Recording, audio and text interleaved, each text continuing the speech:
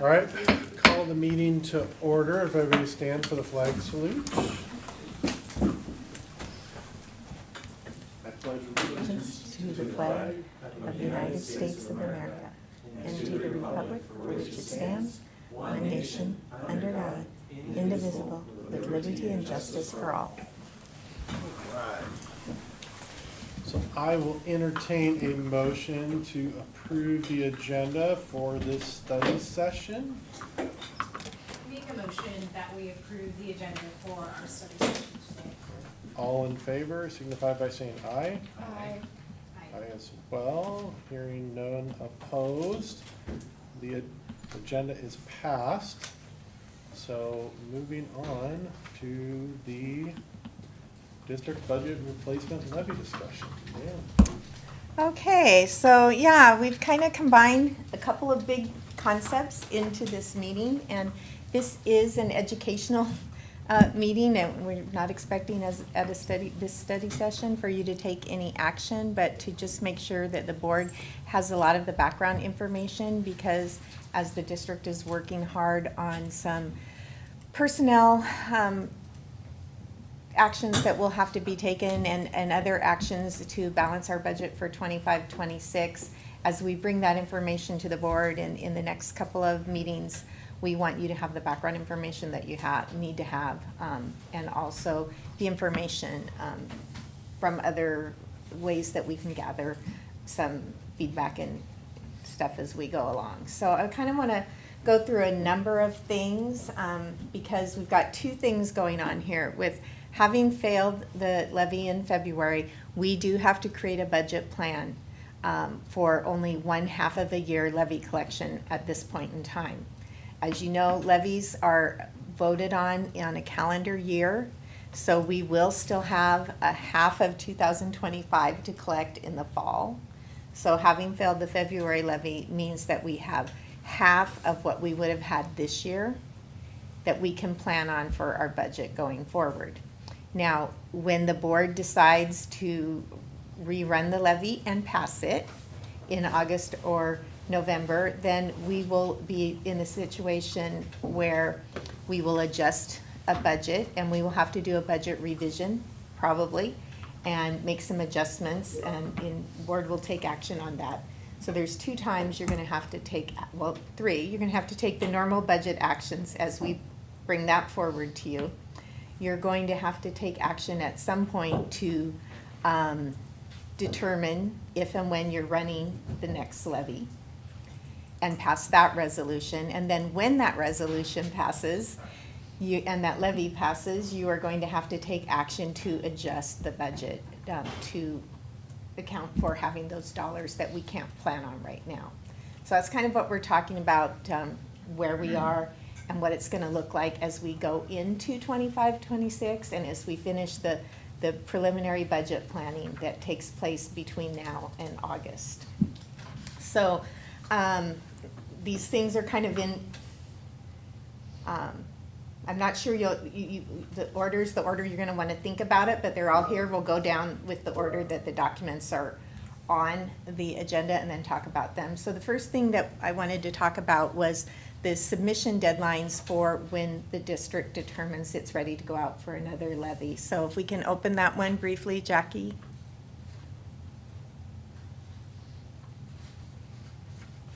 Sorry, it's different than, That's okay.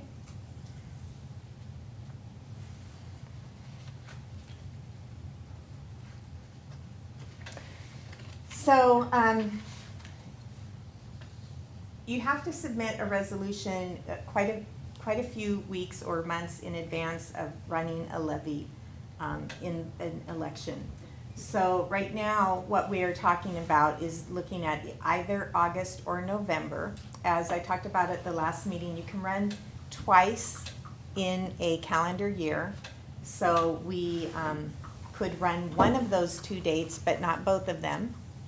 If we weren't successful with the second time we run in 2025, then we could run again in 2026. And so that's what we're looking at. If the board determines during discussion at a board meeting that we want to run our next levy in August, we have to file that resolution and the board has to make that determination by May 2nd. So that would mean that we would probably need to have that discussion at the April board meeting. If the board determines, if we're not ready to do that yet, if we decide that at that board meeting, or if in talking with leadership, we look at putting it later in the calendar in order to run the November election, we have to have that resolution by August 5th, which is before we complete the final budget approval for the district, but we won't have any more dollars to talk about at that point in time. So those are things that it's important to know. And I just wanted to make sure you kept that in the back of your head as we were having discussions today and in any future meetings when we're talking about budget planning and levy planning going forward. So the next thing I wanted to review was the updated superintendent budget guidelines, and we went over those in a recent meeting kind of quickly, and hopefully you've had a chance to go through them again. But we wrote these budget guidelines based on not having the levy dollars. And so the budget that I will present to the board with Dan and after working through with our administrative team will be based on the parameters in here, which really focus, oh, this is not the final one, Jackie? That's the one you sent me. Okay. Oh no, it is, because we put XXX for 2026 because right now we don't have any money for 2026. So it's focused on just having the collection for 2025. No, it's the correct one. And so that means we have to be really, really careful. And we have to plan for a budget that doesn't have those additional dollars in. And we still have to do all the things that we need to do to meet the needs of kids. We also are looking at our projections, and we'll talk a little bit more about that later in the meeting. But we are looking at our projections from Flow Analytics, and when they reevaluated our enrollment data, as we asked them to do this fall, the projections for enrollment, although they still show an increase over time, it's at a much slower pace than we had anticipated when we did their last projections. So we still will see it increase over time, but it won't be as rapid, and so we have to adjust for that. And we still are looking to adjust our total enrollment. I think it's on the next page for 2026. Oh no, on the next page of the superintendent budget guidelines. We are still looking, we planned right now for FTE enrollment plus or minus 30 of 2,217. But it must be but we're also waiting to see what we get in kindergarten enrollment projections from our early enrollment that's taking place right now. So at the end of this month, we'll review what the enrollment pictures look like so far for kindergarten, and we'll adjust to that for our total enrollment. And that will help us determine final staffing levels and budget levels for the coming year. All right, and then the next document that we prepared for you was a bond and levy history. And thank you, Jackie, for doing the research. She went back, was able to go all the way back to 1967 and look at and create a spreadsheet for us of all the bond and levy elections for North Mason School District and the results. So that is the third document that you have in front of you.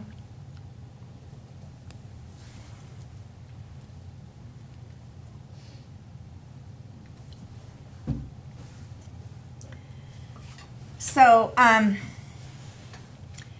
Jackie highlighted in lime green all of the occasions when we passed an election. And it's interesting that in some of the early years, because this will lead into discussions you have later as a board, We actually did have success passing a bond and a levy together, which is typical around the state. Around the state, the percentage of districts that pass either is increased when they run both together. And we have done that in our history as a district, but in our most recent attempts, that did not happen successfully for us. We passed our bonds separate from a levy the last time that we passed a bond, although we tried to do them together and it was not successful. So this is just a document that shows you the history of what we requested and what the vote was as an outcome.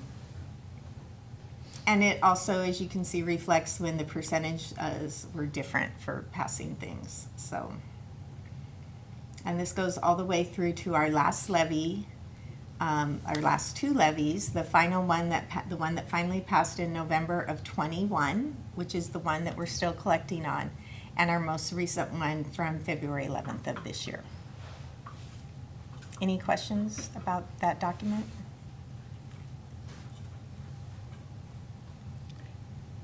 I think as the board continues to deliberate over levy decisions and bond decisions as we move through the year, that will be something helpful for you to be able to refer to.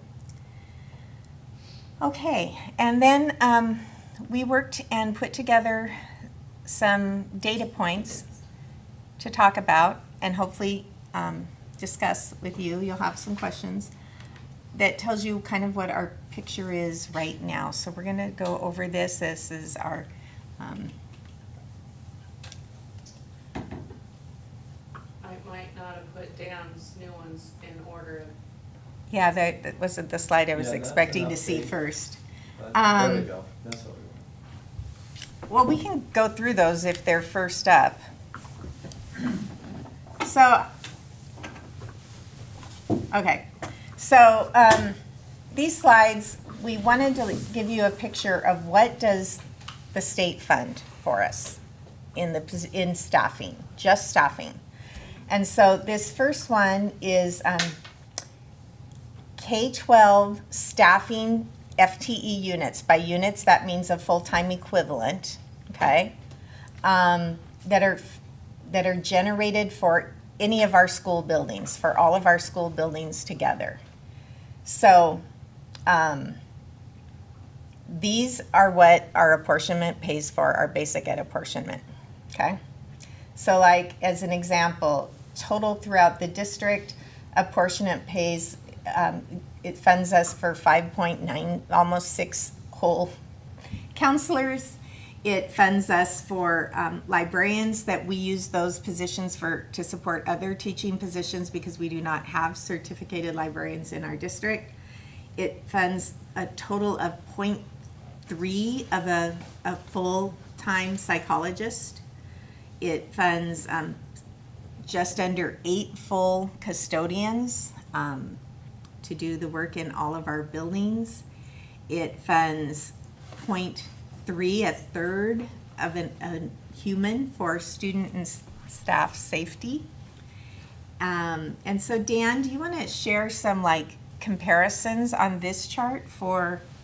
Sure, well, so it funds 6.5 principals, but we have 9. And that includes assistant principals. We have 9 principals and assistant principals. And we have 174 certificated instructional staff. That would include anyone with a certificate. So that would be our counselors, and school psychs are added in there, and nurses even are considered CIS. But that up there, we have 174. That up there, when you add up all the certificated on that slide, basically from classroom teachers down to psychologists, that's 121.254. So you can see the disparity there, what we're funded and what we actually need. We have 14 custodians, and so we're funded for just almost 8. Those are just some examples of how our actual needs are, what reality is compared to what we're funded. Is teaching assistants paraeducators? Yes. Yes. So Yeah. Now, and later on, you'll see district staffing, so this is just school. This is school generated, there's district generated, and then there's a couple of slides that show how TTK is funded separate. So we do get some units for TTK that aren't included on this slide here. So, thank you for setting that up. The next slide, for, at the district level, K-12 positions, not counting preschool, that are generated and funded under the apportionment model from basic education. So that's everybody in technology, facilities, maintenance, grounds, warehouse, labor, mechanics, all of our district office administrators, both certificated and classified, and all our other classified employees in the district office. They fund 13 total positions. And we have, So, in tech, we have 6. Now, that tech doesn't include our tech director. Tech director is counted down under classified staff. We have 6 in technology.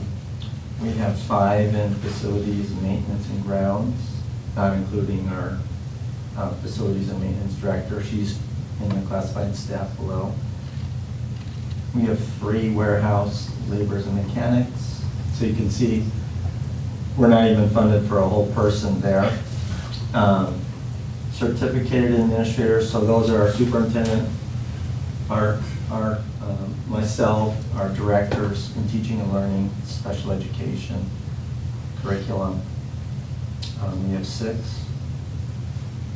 And then our classified staff here for district office, which includes our IT director, maintenance director, and all of our other district support staff that haven't been already mentioned. We have 14.3. thank you. Dan, does the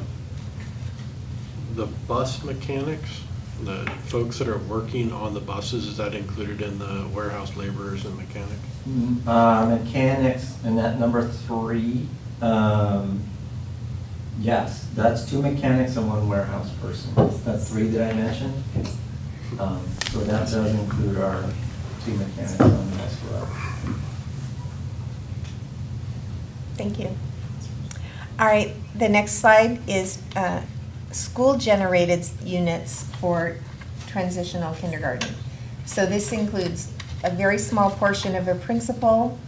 It includes funding for TTK for 2.2 teachers, for some library support, for a little tiny portion of a counselor, of a school nurse, of social work, of psychologists, of teaching assistants or paras, office support, custodians, safety. So we're funded for 3 people to run our TTK program. This is separate from our special education preschool, which is funded with special education dollars. These are basic ed dollars positions that we're talking about here. Do you have any comparisons on this slide, Dan? Well, we have 2 paras in TTK, 2 teachers, so we're a little bit under on the teaching side, but I think with the para class, it kind of shows that we're still not receiving as much funding as we need for staffing, because our needs for para support and office support, you have a person at Delaware that's supporting both EPS and TTK, so they're more like a 0.5 office for TTK. Okay. And then the final of these 4 slides talks about district-generated staffing units to support TTK, and as you can see, it's very minimal.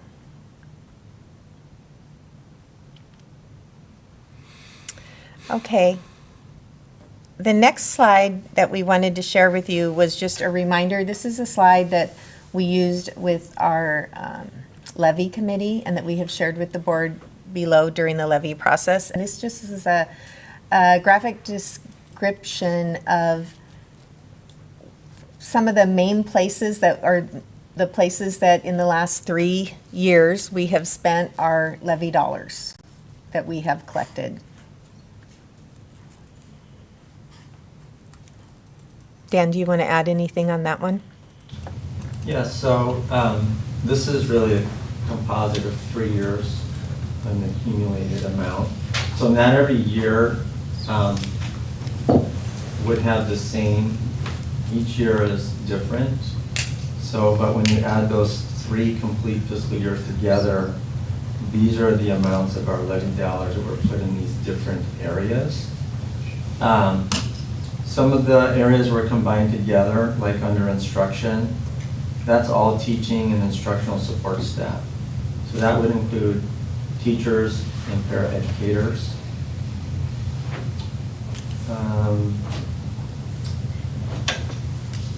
In some years, the dollar amount might have been 0, but in each change, for example, with student safety, we just added our, we increased our student safety staff just last school year. So if we were to break it down year by year, you'd see some numbers pay a little bit different. But the amount we had collected was $9,775,330 in taxes for those 3 years. But each year was not a complete year of collection either, because the first year we didn't collect the full amount. So they're not even 3 full years of the 3.8 million. I just used 3 full fiscal years, what we received and how we spent those dollars. You can see that the top 3 items on the bulleted list below go left to right on the top row. So the big 3 items are areas that we're using our levy dollars, include instruction, maintenance, facilities, and grounds, and then extracurricular. And then after that would be information systems for the 4th one.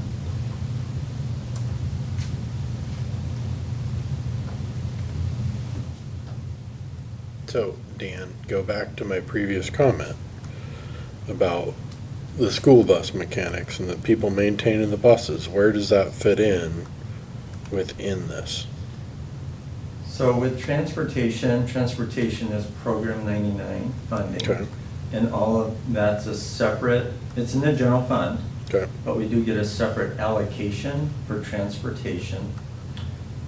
The transportation needs that are beyond to from transportation. Mhm.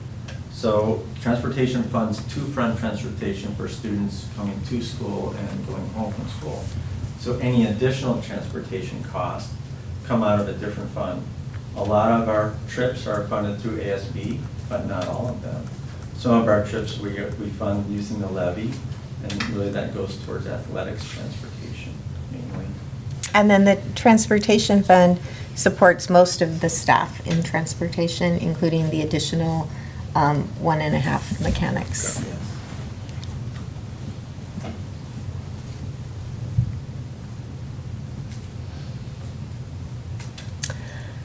Okay, so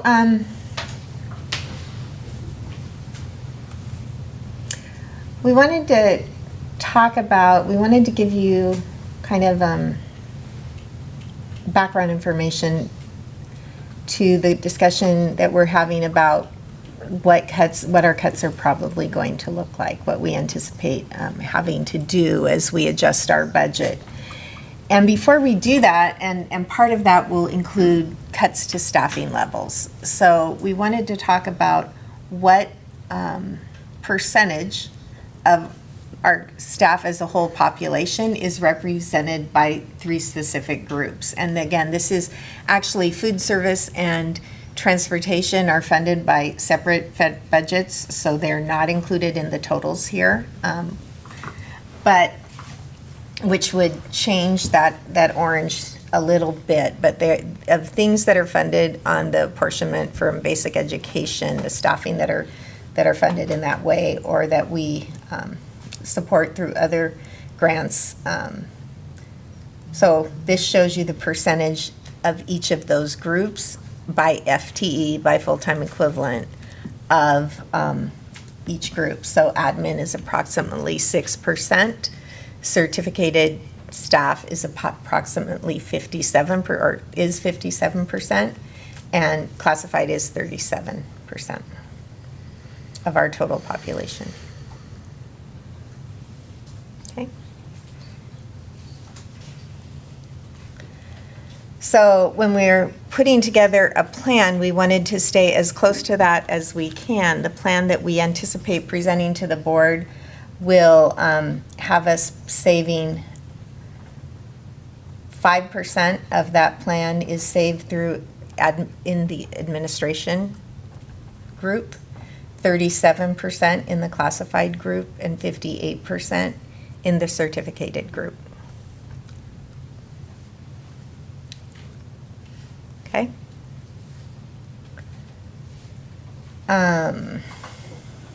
So then another way to look at that, in percentage compared to total, by group compared to total staff reductions, because different groups cost more, right? And so this is another way to look at that same last slide. Okay. So when we add in maintenance supplies and operating costs, which we included many of the things on, if you go back to the levy slide, the things that we are going to have to look at that are not people to balance our budget, and add those in. When we look for all costs saved by groups and MSOCs, we're looking at 35% in MSOCs, 3% in admin, 24% in classified, and 38% of those dollars in certificated.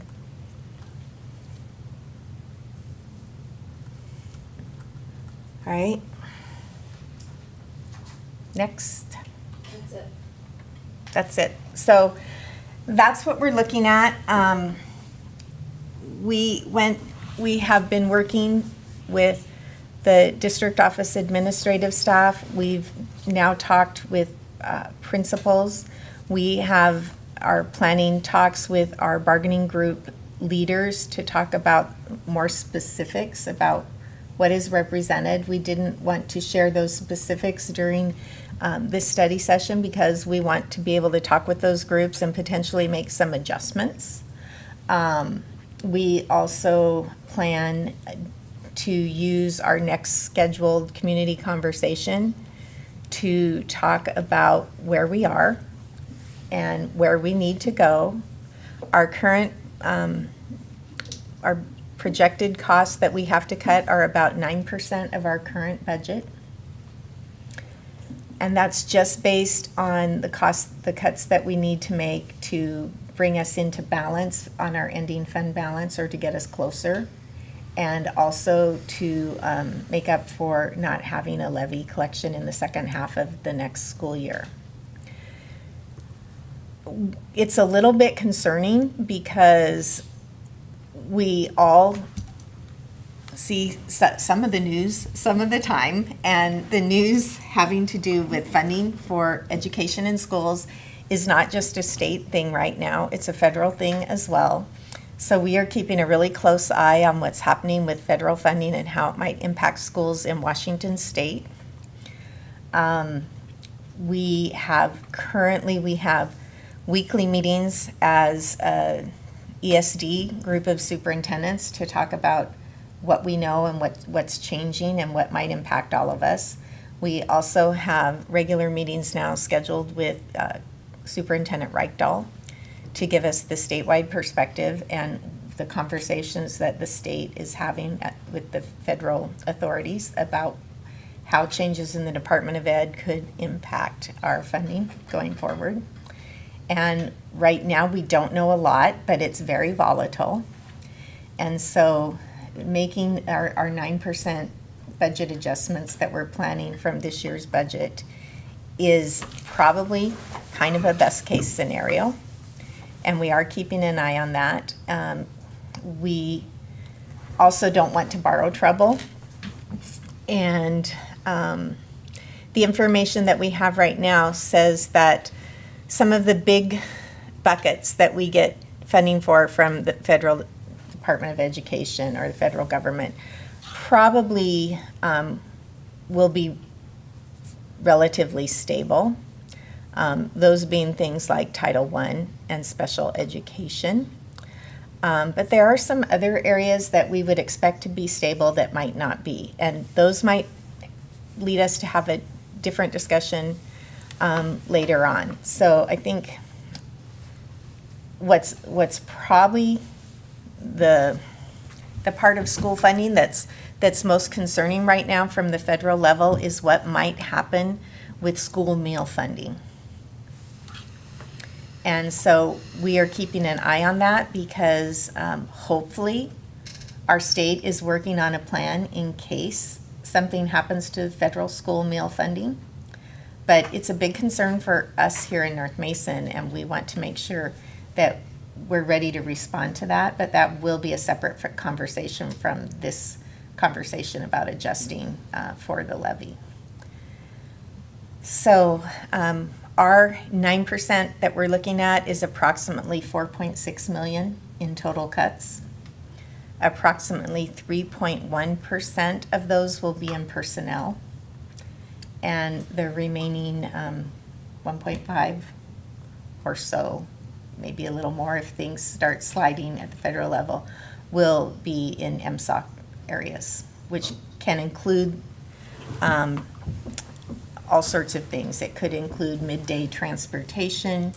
It could include funding for athletics and other student activities. We might have to talk about, we might include in that conversation a conversation about limiting trips or which teams can make trips and save some dollars there. So there's all sorts of pieces that will bring more details to you after we have our detailed conversations with buildings and labor leaders. Yes, Dan? And then I meant to say not 3.1%. Oh, did I say percent? I'm sorry, I 3.1 meant million. Oh, I'm sorry. 3.1 million, was that 1.5%? 1.5 million. I apologize. I've been talking about percentages all night and stayed there. You said milk. 3% would have been much better. I was like, how does that add up? But, oh, can you pull that back up, Jackie?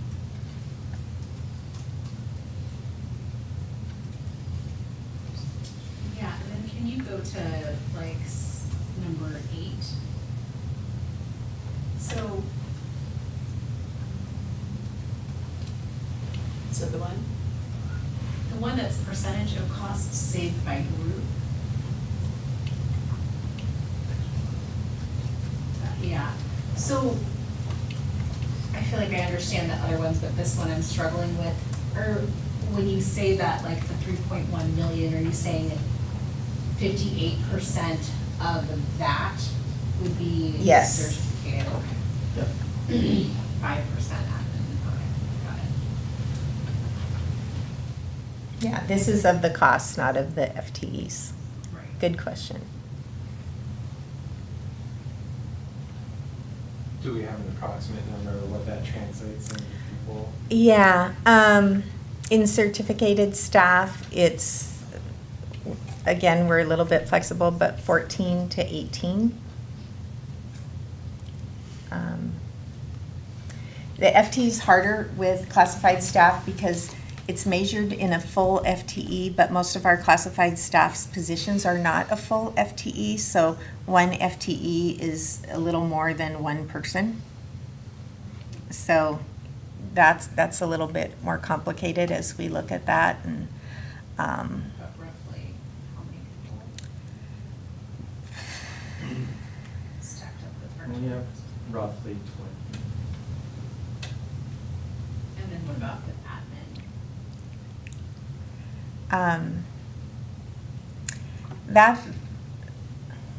That's a thing where until we've had conversations, I don't want to be that specific, because it would be, Guess who? yeah. Yeah, okay.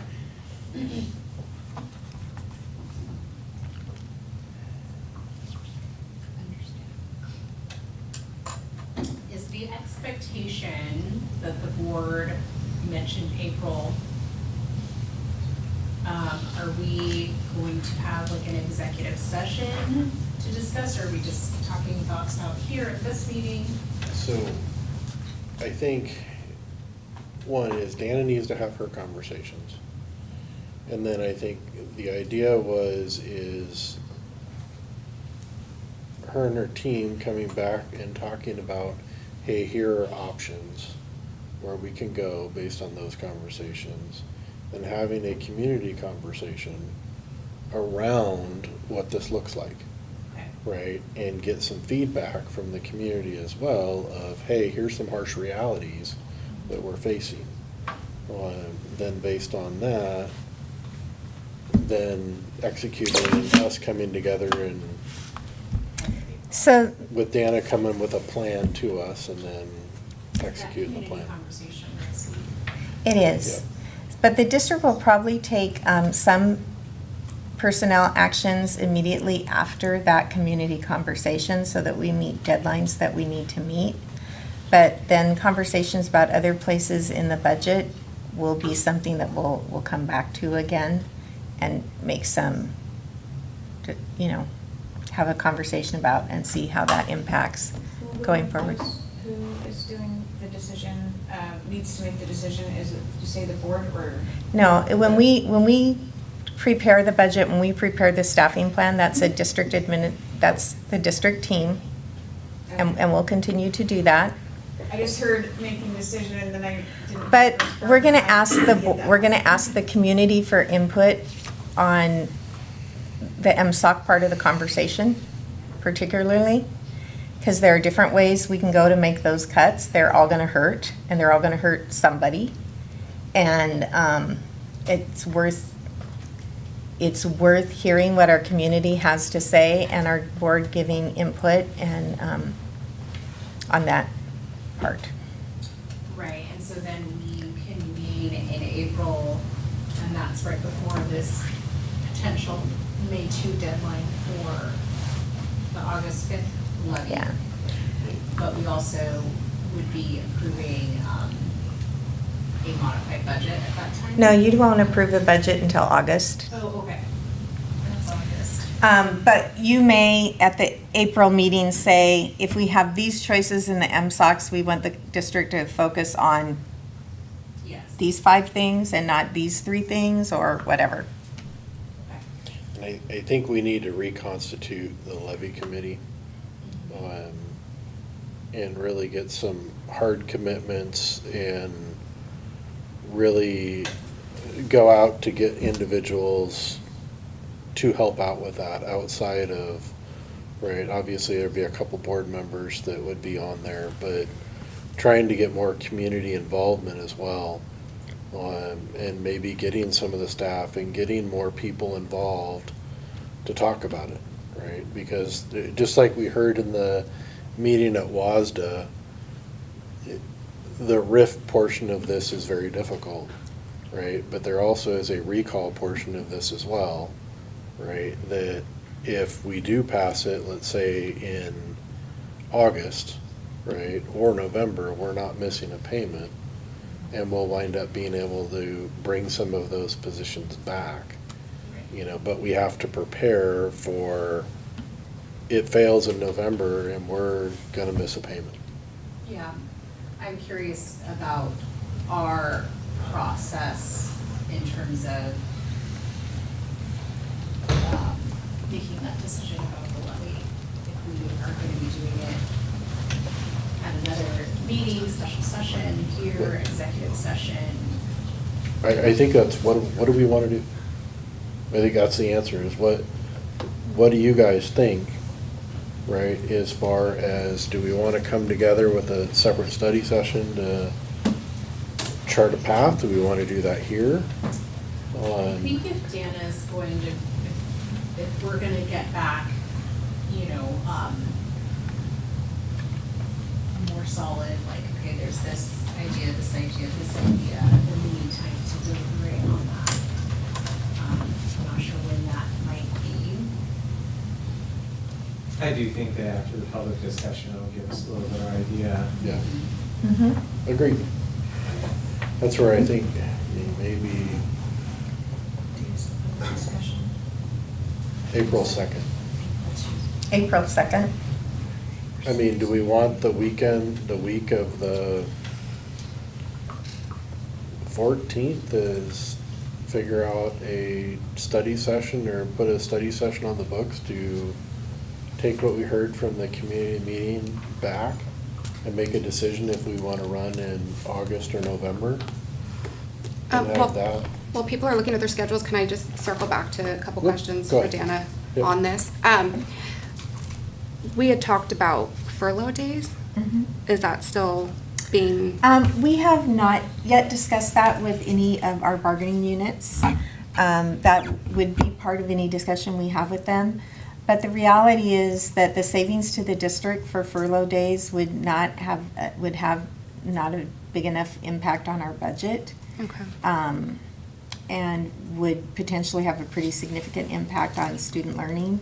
So I wouldn't recommend that we look at that.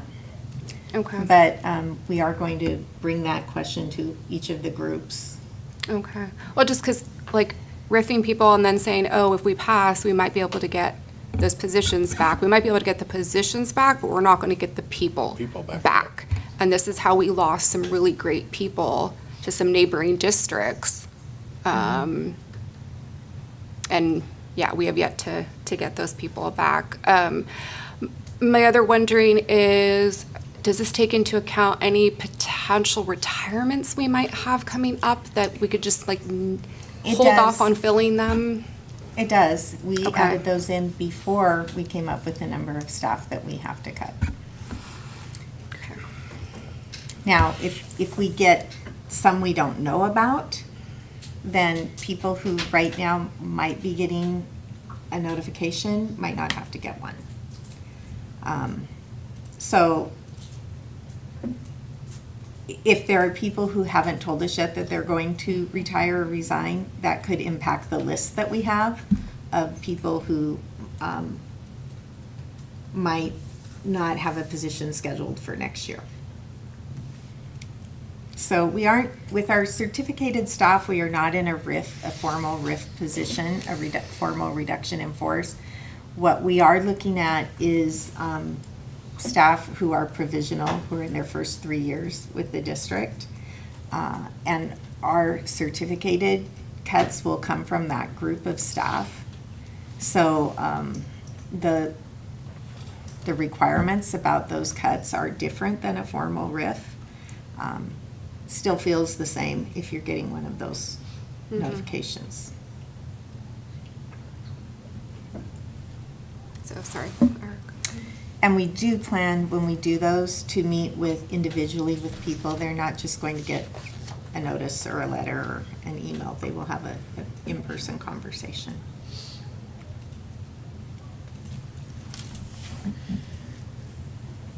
Derek, going back to your comment about the 14th or around that time, as you like that, something following up when we've just had that community discussion, but then also as we're projecting forward to think about what that next levy group might look like. So, I mean, it's looking at,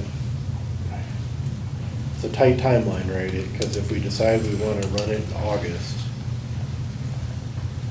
that's a pretty tight timeline there with a tight turnaround, right? But I think we can do that. It's just, I think we need to, I think waiting until the board meeting to have that conversation on the 28th may be too late, Yeah. right? And we need to prepare and do it a little earlier. So, I mean, open to ideas of timeframes. That spring break is the, 7 through 11.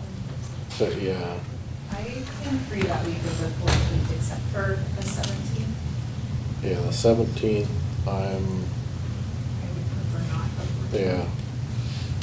The 14th and the 17th, I'm unavailable those 2 days. And the 18th, traveling. 15 or 16. I can't do 16. 15 it is? Is 15, what about Leanna, you, Nick? 14 and 15, or 15th you said? Would 15th work for you guys? 15. I can make that work. 15th, correct. What time? Do it at 5:30's fine with me.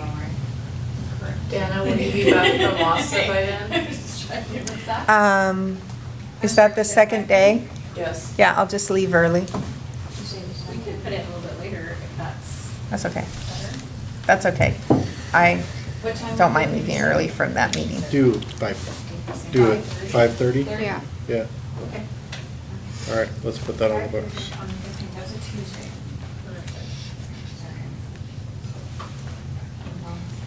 Then we can have that information, like you said, we'll have that information. You'll have We'll the some, community feedback. some, and- I would like to know for that meeting, So, things that we may know that are gonna be on the ballot in August.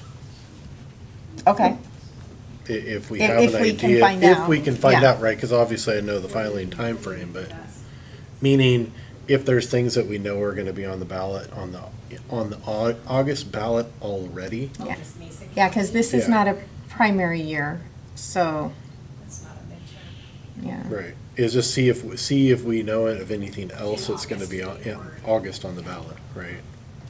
And November, really. Okay. If We'll there's see what anything we can find out. kind of find out ahead of time state-wise. November, I think there's usually some board. Yeah, there is. Do we want that, April 15th meeting to go into executive session since we may be talking personnel? Hmm. Let's, Our union bargaining. yeah, let's, I don't think we'll be talking about I don't specific, think we we'll won't be talking yeah, about we're not gonna be specific talking about personnel. specifics. Six. I'd rather not get into that. I'd rather get into, right, we need to be looking at dollars and cents. We'll be more budgeting. talking about where else we can cut dollars Yeah. besides the people part. Yeah, so I have, and I figured this was changing because of all of the other community conversations. So I had digital accessibility, AI, and other concerns. Yeah, and we're not doing that then, so we can do this, and we'll try to reschedule that one. Okay. All right.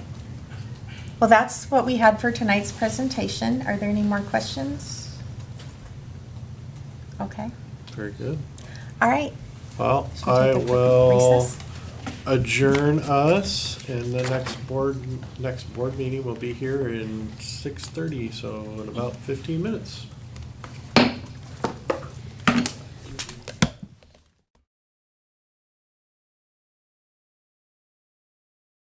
Call this meeting to order. If everybody would stand for the flag salute. I pledge allegiance to the flag of the United States of America, and to the republic for which it stands, one nation, under God, indivisible, with liberty and justice for all.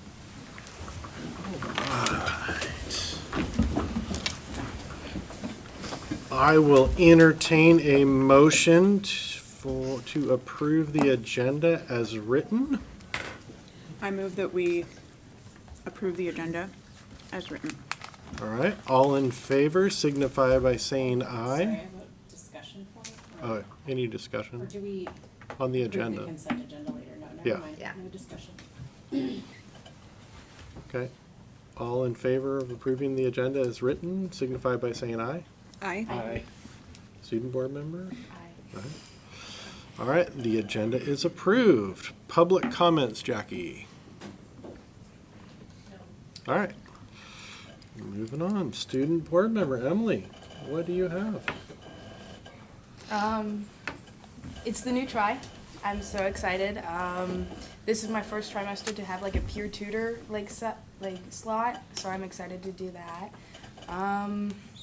I submitted my scholarship notebook, and I think with 50 plus people did that, which is great. The career counselors are keeping us updated with all of the scholarships. I have applied to over 15 of them.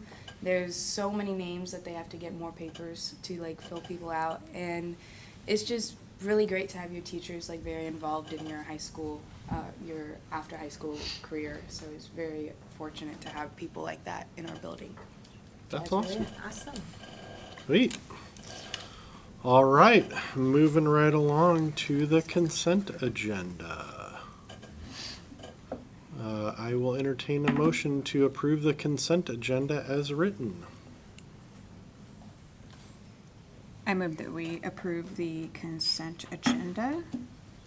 All right, any discussion? I just have a quick, I think I noticed a typo under, the section with the course proposals on page 91. When we're talking about Healthcare Foundations B, at the end of it, the course listing puts the course title Healthcare Foundations A. We have Healthcare Foundations A later on page 94, and that also says Healthcare Foundations A, but they have different descriptions. So I think the one on page 91 is supposed to be for Healthcare Foundations B. Okay, thank you. We will make that adjustment. Yeah, it says it at the top, but then down at the, Right. yeah. Right. Any other? I had a question about the consent. We had a course that we're putting in, and I thought it was worth just knowing this short, if you don't mind if I read that short little thing. It was kind of cool that when we adopt a course, we are adopting first that we're going to, right here it says we're adopting the course description, then because they are CTE courses, they will need to be frameworks approved, and then those frameworks are approved. We will select the actual material, and then they'll be approved by the board. So it's a whole system, and we don't just do it in one piece. It's all broke up. So I thought that was kind of a thing that I think we probably went over that in the last 11 years at some point, but I thought it was good to revisit that. So. Any other discussion? All right. All in favor of approving the consent agenda as written signify by saying aye. Aye. Aye as well. Student board member? Aye. All right, the consent agenda is approved. Moving on to the Hawkins Middle School presentation. There's bongos. I'm just gonna spill it for you. It's so cool. Good evening. So for our presentation tonight, I want to kind of show off some of our club activities that we do at our school. We don't have an official choir class in our school, but we have lots of kids that really wanted to participate. And so a couple years ago, we had an amazing teacher that wanted to advise a choir club, and they come in once a week in the mornings in order to practice. And I've been doing amazing presentations and performances along with our band and our orchestra. So I'd like to introduce the Hawkins Middle School Choir Club. Choir club.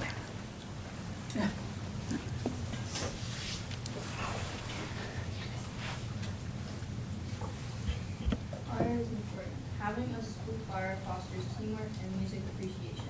However, it also boosts confidence, school morale, and social interaction. Being a part of the school choir, while boosting self-confidence, makes you feel like you belong. Belonging helps with emotional well-being. When we belong and we feel cared for, we do better in school and in life. Choir requires us to work together to collaborate and listen to one another. When we blend our voices, we create harmony. Cooperative students make our school a better place and a place people want to be. Growing together as a unit, I have personally watched these students act with empathy, kindness, and care for someone other than themselves. The social emotional benefits are huge. When we work together to improve our communication, we serve our community through music. Choir has brought out the best in these kids. Our dream is to one day have a class where we can devote an hour a day to making music and a second enriching part of our school, enhancing our social skills, reducing stress, and even preserving cultural tradition through music.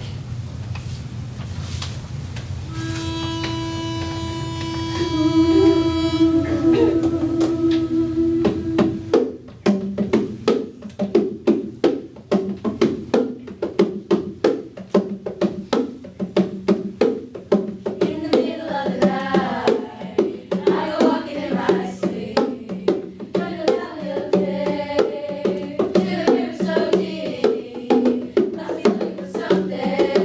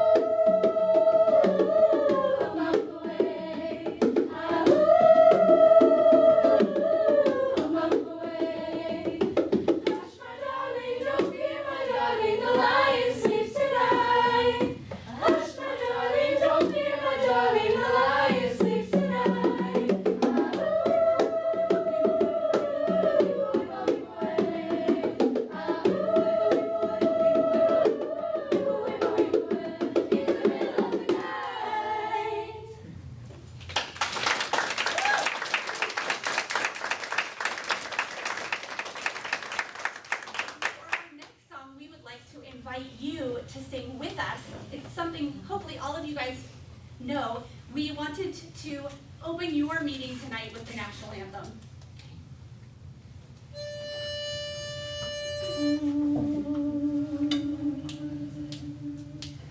Oh, say, can you see by the dawn's early light what so proudly we hailed at the twilight's last gleaming, whose broad stripes and bright stars through the perilous fight o'er the ramparts we watched were so gallantly streaming, and the rocket's red glare, the bombs bursting in air, came through the night, that our flag was still there. Oh, say does that star-spangled banner yet wave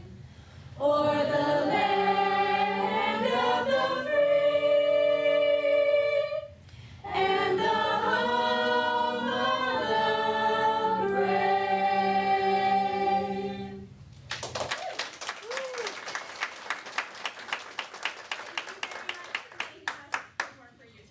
Have a wonderful meeting. Thank you. Thank you so much. Thank you. Great job, choir. Great job. And thank you, parents. So, Glad you're at Hopkins, Miss Amy. So this is a great example of something that we couldn't have in our regular session, but really had kids' desires to be there. Things like our robotics team that's going to competition here in another week, the choir club, the art club, our Dungeons and Dragons club that meets on, which is our biggest one, by the way. These are things that bring in kids that aren't turning out for sports, that maybe just don't fit into a lot of the other social circles, but they found this niche and they've asked for it, and we've done everything we could to try to supply the clubs for kids that really want that. Thank you. Any questions? No, I enjoy that no matter if it's sports or clubs or what have you, it's really a proven thing that if kids are involved in after-school activities, they do better in school. Yeah. So I really appreciate you guys putting that together. Thank you. Thank you Thank so you. much.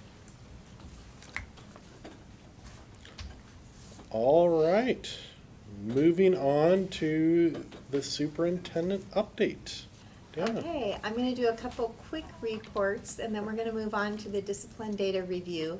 But first, I wanted to share with you, as you know, we have agreements with multiple districts around the state, or with multiple colleges, with both PLU and St. Martin's.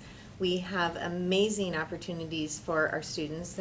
Our students are offered entrance without having to apply if they meet certain criteria at both of those schools. And with all of the state schools, with the exception of the University of Washington, we have agreements on guaranteed acceptance for our students when they apply if they meet certain criteria. So we did get a report just recently from PLU that shows you of the students that they offered acceptance to, how many applied and were admitted so far, and if they filed their FAFSAs or not, and where they are in that process. And it shows, they also shared how many awards and how many dollars our students received. And so it's pretty exciting. We have students getting anywhere from $15,000 to $31,000 to help them pay to attend PLU. And so we just wanted to share that with the board. I think it's very exciting. I think it's really cool. Do we get reports like these from like St. Martin's also? We haven't received one yet this year from St. Martin's, but we will include that when we do. Cool. And yeah. I think it's cool too that they have such like the demographic breakdown, and I'm wondering if our district does anything with this information, like in this situation, reaching out to this student who was denied, but I don't even know if you get that information to see what happened there? Yeah, our counseling office is in contact with the universities, and so they follow up with students that need to. Okay. So we thought that was, kind of exciting. The next piece is, it's a very long document, Yes, and we're it not going to is. read it word for word or go over it in great detail, but we did get an update from Flow Analytics. As I told you earlier in the year, we asked them to review our demographic data report, and in light of the information that we had with some unexpected changes in how many kids enrolled in kindergarten, for example. So they did a review of the study and updated our report and provided some updated information that brings into account some of the anomalies that we've had in enrollment as compared to the previous report from Flow. So what we know right now is that what we have for this year is for every 100 kids who were born that would have been coming into kindergarten, 73 showed up in North Mason that were born in our area. So as they look at all the other data available to them and make some predictions for us going ahead, that 0.73 students by the year 34, is going to change to about 0.89. So we'll be getting more of those students who are born staying and enrolling in schools according to projections. And but what that does is the slope of that growth rate that we were looking at is flattening a little. So yes, we are continuing to grow, but at a much slower rate than we had anticipated with our last report. So that will impact things like we've already shared some of this information with the bond committee, and so looking at adjusting our expectations. We might not need, when we look at plans, if we're going to try to build a new Belfair Elementary, for example, we might not need quite as much space as we thought we did to accommodate future growth. So that's really important that we keep getting this kind of information and that we adjust as we get changes in our community, both in new buildings, in birth rates, in attendance rates. All of those things come together to give us a pretty clear picture over time. So this is the updated report, and the board has it all in front of them. The whole report will go to that bond committee to look at again too, and just wanted to bring you up to date on that. Very good. All right. So the next thing is we want to review where we are with district discipline data. Mr. Kyle. Good evening, Board. Kyle Ellis, Director of Curriculum and Instructional Practices, and we are kind of in our mid-year district discipline data review in our series of looking at our big board goals. So in January, we met as an admin team and really looked at our current discipline data building by building and as a district. And at that same time, the state released their 23-24 discipline data, which when we were presenting in November, as a district, we only had our current district. So today, what I want to do is really look at last year's North Mason data and the Washington State data, and then kind of go into where we were also during our mid-year and have our buildings talk about some of the work that they've done at the start of the year and the middle of the year to help support student behavior. So first slide, it's a little smaller up here, but I know, Board, you have that in front of you as well. This, you saw our North Mason School District information in November, but now we have a good comparison with the state. So last year we had 4.3% of our students out of school suspended. So as a state, for this information that goes on the OSPI report card, it is only out of school suspensions and expulsions that really populate into this information. So we were at 4.3%, and Washington State as a whole was at 3.7%. Can I ask a quickie question Of course. here? The fact that the state has gender X and we do not, is that we do not have students who actually are marking that down, or we do not ask? I do not know. Okay. And I would say for us, it would probably show up as an N size too small anyways. Right. we'll kind of look at that in some of the other pieces as well here. So the next one is the race ethnicity, and that is a good segue right here because we do have a couple of our subgroups that show up with that little less than 13% right there that it says for American Indian and Alaska Native. What that's telling us is that that particular N size is too small, and so they're not going to put that information on the state report card. We have that internally that we can look at and talk through with our teams, but they're not going to put that out there. So for instance, I think at one of our buildings, there may be 3 students that are within that category. If one of them is suspended, that would be a 33% suspension rate for that particular category. But the big ones that we do have that you can see up there as well as the Hispanic, Latino of any race, 2 or more races, and white. And for the subgroups, when you compare them with the rest of the state, our numbers are very similar in each of those subgroups. We're a little bit higher actually on the amount of white students that are suspended in comparison to the rest of the state, but our other 2 subgroups are right kind of in line, a little bit lower than the state average. A big piece that we looked at, because we knew that going in actually, a big piece that we decided to look at was our programming characteristic trends and our set our goals looking at it that way. Up here, you can see that it's a side-by-side North Mason School District and Washington State 23-24, starting with English language learners. And we have essentially a 1-to-1 risk ratio in our district. We have 4.2% of our MLL students or ELL students have been suspended and 4.3% of non-ELL students. You can see it goes right in line with the state average with English language learners as well, which they're at 4.3%.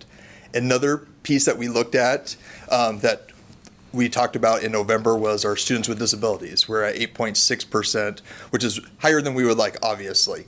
Compared to the state is seeing the same thing. They're at 7.5% of students with disabilities being suspended.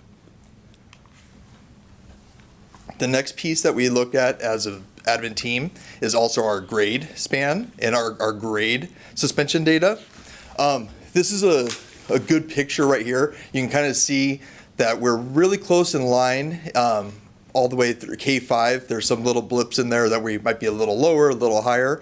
And I really want us to take a look at that 6, 7, and 8 on both sides of the chart. We presented our data that we had internally in November. We didn't have the state data. This is it kind of mirrors year by year with 6, 7, and 8 students in the entire state of Washington. That's where the big bump in suspensions are. We're not like saying that, it's okay in these grade levels to have this high of a suspension rate. Our teams are working hard to prepare and work on those behaviors in students and try to decrease that suspension rate, but you can definitely notice it when we put these side by side together like this. And I really like looking at this trend information. This gives us a good picture of from 2018 till last school year. Ignore the 2 middle years in there. Those were the COVID times where suspensions were happening at a less frequent rate. But I like looking at both ends of the data points here for all students. You can kind of see in 2018-19, we suspended in North Mason School District 7.8, out of school suspended 7.8% of our students during that time. The state was right at 4%. We've put a lot of work in. You're going to hear from a lot of the people that put in a lot of that work looking at student behavior. And last year we were at 4.3%. The state was at 3.7. So the state was at 4 in 2018, and then is at 3.7 currently going into this year. Once again, looking at some trend data now in some of our subgroups. Notice I copied this exactly from the report card, and apparently OSPI does not know how to spell English because they put English learners and non-English learners on each of their slides, but I wanted to keep that in there, exactly how the state put it. One thing that we notice here is that our amount that we are suspending English language learners, while the risk ratio is a 1-to-1 and it's in line with the state at that rate, it has gone up a little bit each and every year from 2018 going into last school year. So that's definitely something that we want to keep a look on. And I think this one tells a really good story. I want everybody to take a look at 2018-19 North Mason School District students with disabilities suspensions. 15% of our students in 2018-19 that with disabilities were suspended that year. And yes, 8.6 is still too high, and we would all acknowledge that, but it's almost half the amount that we were suspending in 2018-19. So I think there's been a lot of good work being done. While the state was at 8.6 in 18-19, and you can see that they're at 7.5% right now with students with disabilities being suspended. And also we can look at that section 504, 14.4% of our students with 504 were suspended in 18-19, all the way down, cut it in half to 7% this last school year. So we took all this information and we also made some pretty good projections of where we're at. It's almost impossible to get perfect numbers with the current system that we have, because we have to wait till the very end to get the absolute numbers that go into Cedars and Skyward. But we use our student data system, EduClimber, and we can make some pretty good projections of where we're currently at. So this was the information that we presented to each of our buildings to take a look at as a district where we're at. We also broke this down building by building so they can start working with their teams and working with each other to come up with plans to help support students in all of our subgroups. One last slide I wanted to show right here is this was at the 90-day mark, so this is in that January timeframe as well. So this is the total out-of-school suspensions in the district. This is the total amount, not how many kids have been suspended, but just to give us a nice little picture of how many students are actually being suspended in our schools. So up first, talking about some discipline improvement processes, is Chris Turner. Hi, I just want to look at that last slide. If we go back, Jackie, real quick. One of the things that I always am a little weirded out about is the amount of males that are being suspended compared to females. We know that's an issue. It's one of those things that we're working on. And so go ahead and go to the next one, Jackie. So what I want to talk about just briefly is the work that we're doing about improving our discipline process. And I want to highlight our assistant principals who sit on a committee with me to actually do this work. And that's Kevin Pattison, Steve Hackett, Tyler Lunday, and Christy Dalby. They are working very hard to align what we do within the buildings. And when we start talking about discipline, that's more than just suspensions. That's every time we get an office referral. How do we manage it? How do we work with those kids? Because discipline isn't about punishment. It's about teaching and redirecting and getting them in class. And our biggest concern as a group is kids being out of class, because class is where you learn.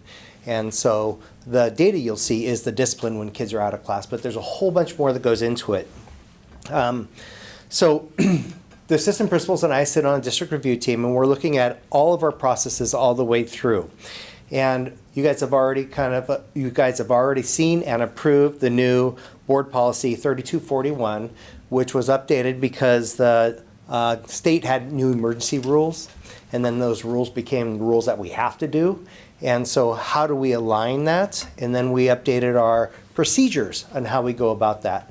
And our procedures said basically for this, whatever type of infraction it is, what level of discipline can we do? Can we suspend them? Can we use in-school suspension? Can they be emergency excluded? And so kind of put limits on what you can do. And this is all just about aligning what we do. From there, we've built building protocols. And our building protocols have been vertically aligned as well as horizontally. So within a building, if a kid does something and gets in a fight, they're going to get the same consequence at Belfair as they will in Sand Hill. But our protocols also allow us to adjust that based on individual circumstances. But there's going to be consistency all the way through, and then there's consistency vertically, meaning how do our consequences align from middle school to high school? You don't see a huge difference. There is some difference because of age and stuff like that, but otherwise it's still pretty aligned, and that's a lot of work that they've done. And then you're going to see that work also reflected in student handbooks next year as we come through. One of the examples that we're really working hard on is, in the past we talked about major referrals and minor referrals. We need to clarify that. That's older language, And so some of the new language that we're using, and it's clarifying for staff as well as admin, is we have teacher managed. So there's behaviors that is teacher managed in the classroom. Kids stay in class. Then sometimes kids misbehave to the point where there needs to be admin supported. That means they get written up, admin needs to deal with it, but they stay in class. We don't just boot them out. They stay in class, they continue to learn. And then if behaviors reach a certain level where they're so disruptive learning stops, then there's admin managed. So there's 3 different levels, and through each one of those levels, how do we work for that? And our admin team is working super hard to help train our teachers on exactly what that means and the process for each one of those. And that will continue through the end of the year and into next year. On top of that, we looked at Skyward. What are all of our discipline codes in Skyward? And what we've noticed is there's some discipline infractions that don't quite align with our codes. And so we're going to rewrite all those codes this summer, make sure they are aligned perfectly. We assign state codes to each one of those because every single discipline gets reported to the state in certain numbers. So we're going to align all that to make sure that it's smooth. So we have data. Our data is going to get better. It's going to get cleaner. It's going to tell us more what's happening in schools. And when we know more, we can intervene, we can make better choices. And so, but I just wanted to highlight that our assistant principals are doing that work. They're sharing it with their principals, and it's a district direction that we're going. So any quick questions on that? Otherwise, I'm going to let the schools tell you what's going on. All right. Thank you. Belfair Elementary.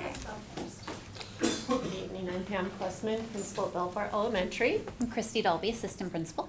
So the strategies and action steps to attain our discipline goal, a lot of them are the same that we presented to you earlier in the year. However, as we've come to know the school and the way that we are running the school this year, we've really concentrated on some action items that we feel have made a big difference in some of the discipline outcomes of our students. So we provide the SEL skill instruction, that's still in place. We purchased Tier 2 curriculum for our staff this year from Character Strong, so they could begin kind of helping their students at a deeper level, not just when they go to a Tier 3 group, but all teachers have access to this now.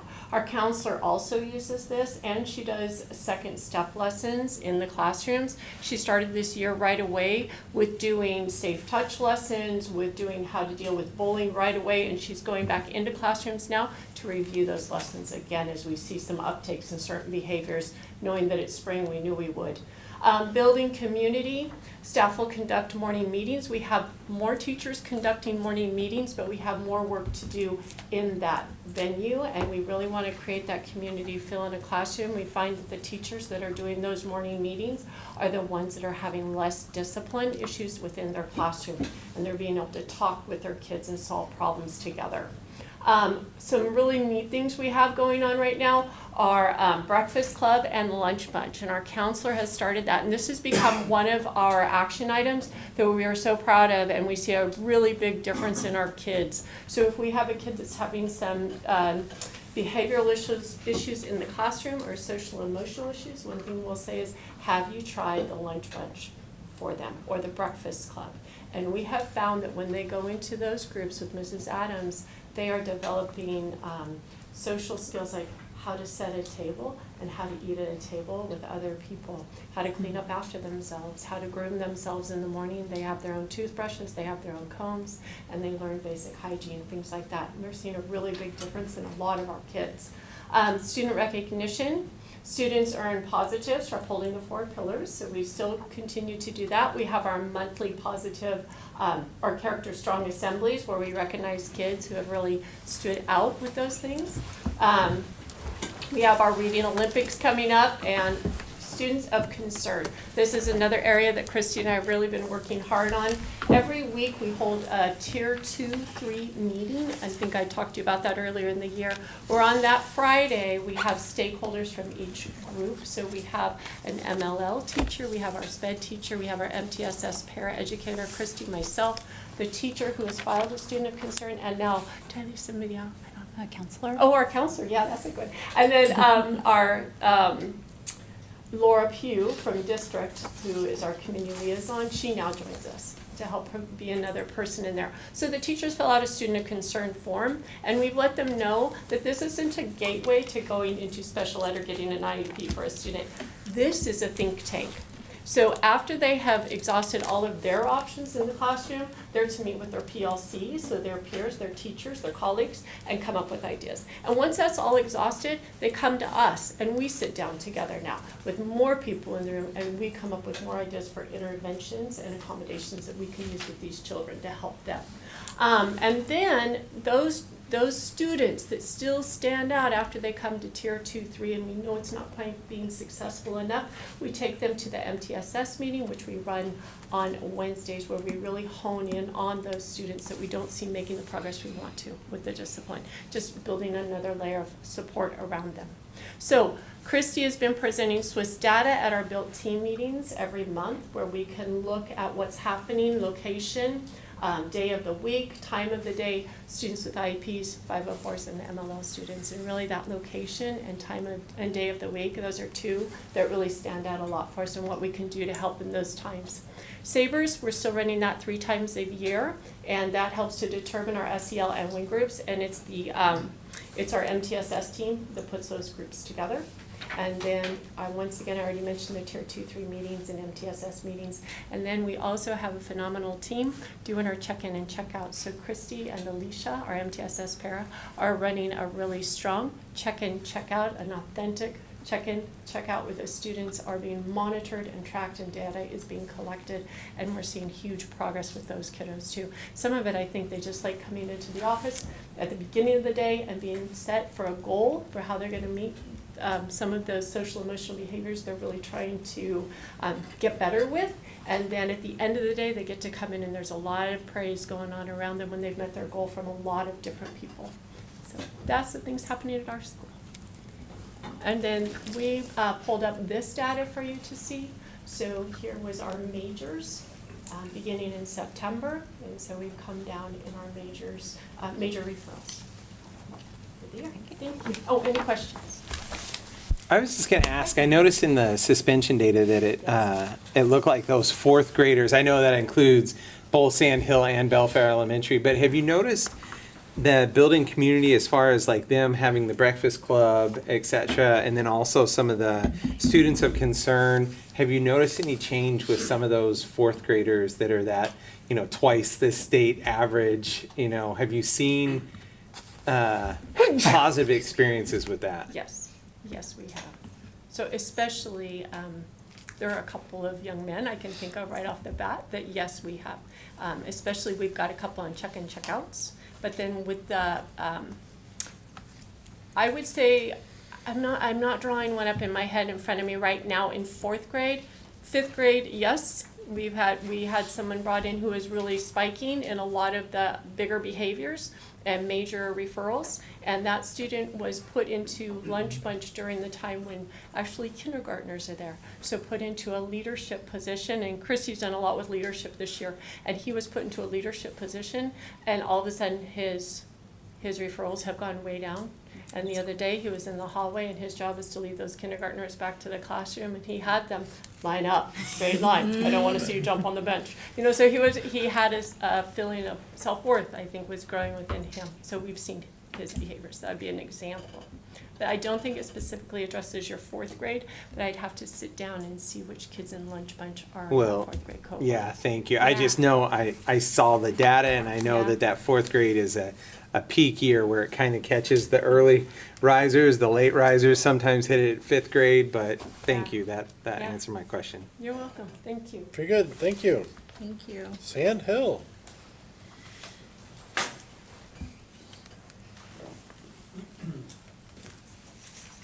Jessica Collins, principal at Sand Hill. Adam Levy, assistant principal. And I'm going to just start for a second, and then I'm going to hand it over to this guy, and I want to give him some props. We came into a building, and I said, here, you're going to do this, and he has absolutely rocked it. So he's going to own this. Before we get started, though, I just want to say that at Sand Hill, our philosophy is that this is where kids are supposed to mess up. They're supposed to make mistakes. And it's our job to ensure that we have systems in place to restore and reteach, but also have consequences, because sometimes we always had these conversations with kids. If we restore and reteach, but you don't learn and you continue to make that mistake, we need to up our game and ensure that you're fixing those mistakes and learning from those mistakes. So the word consequences can sometimes be scary, but I think that we've done a real good job about making sure our kids understand what a consequence is, why they're getting it. We also do a good job of pairing that with that restorative and reteaching model. And we've really been good about making sure our families understand that kids are going to screw up, but when they screw up like this is what it's going to look like at Sand Hill Elementary. Yeah, so we have some of these things in place that I'm pretty excited about, pretty passionate about. So as you're going to see on the next slide in our data, at the beginning of the year we started right out the gate with really high expectations. We review what's expected of students frequently, but we held them to it. If we agreed that we're going to be responsible in this way and we're not, then we're going to learn the skill that we need to learn.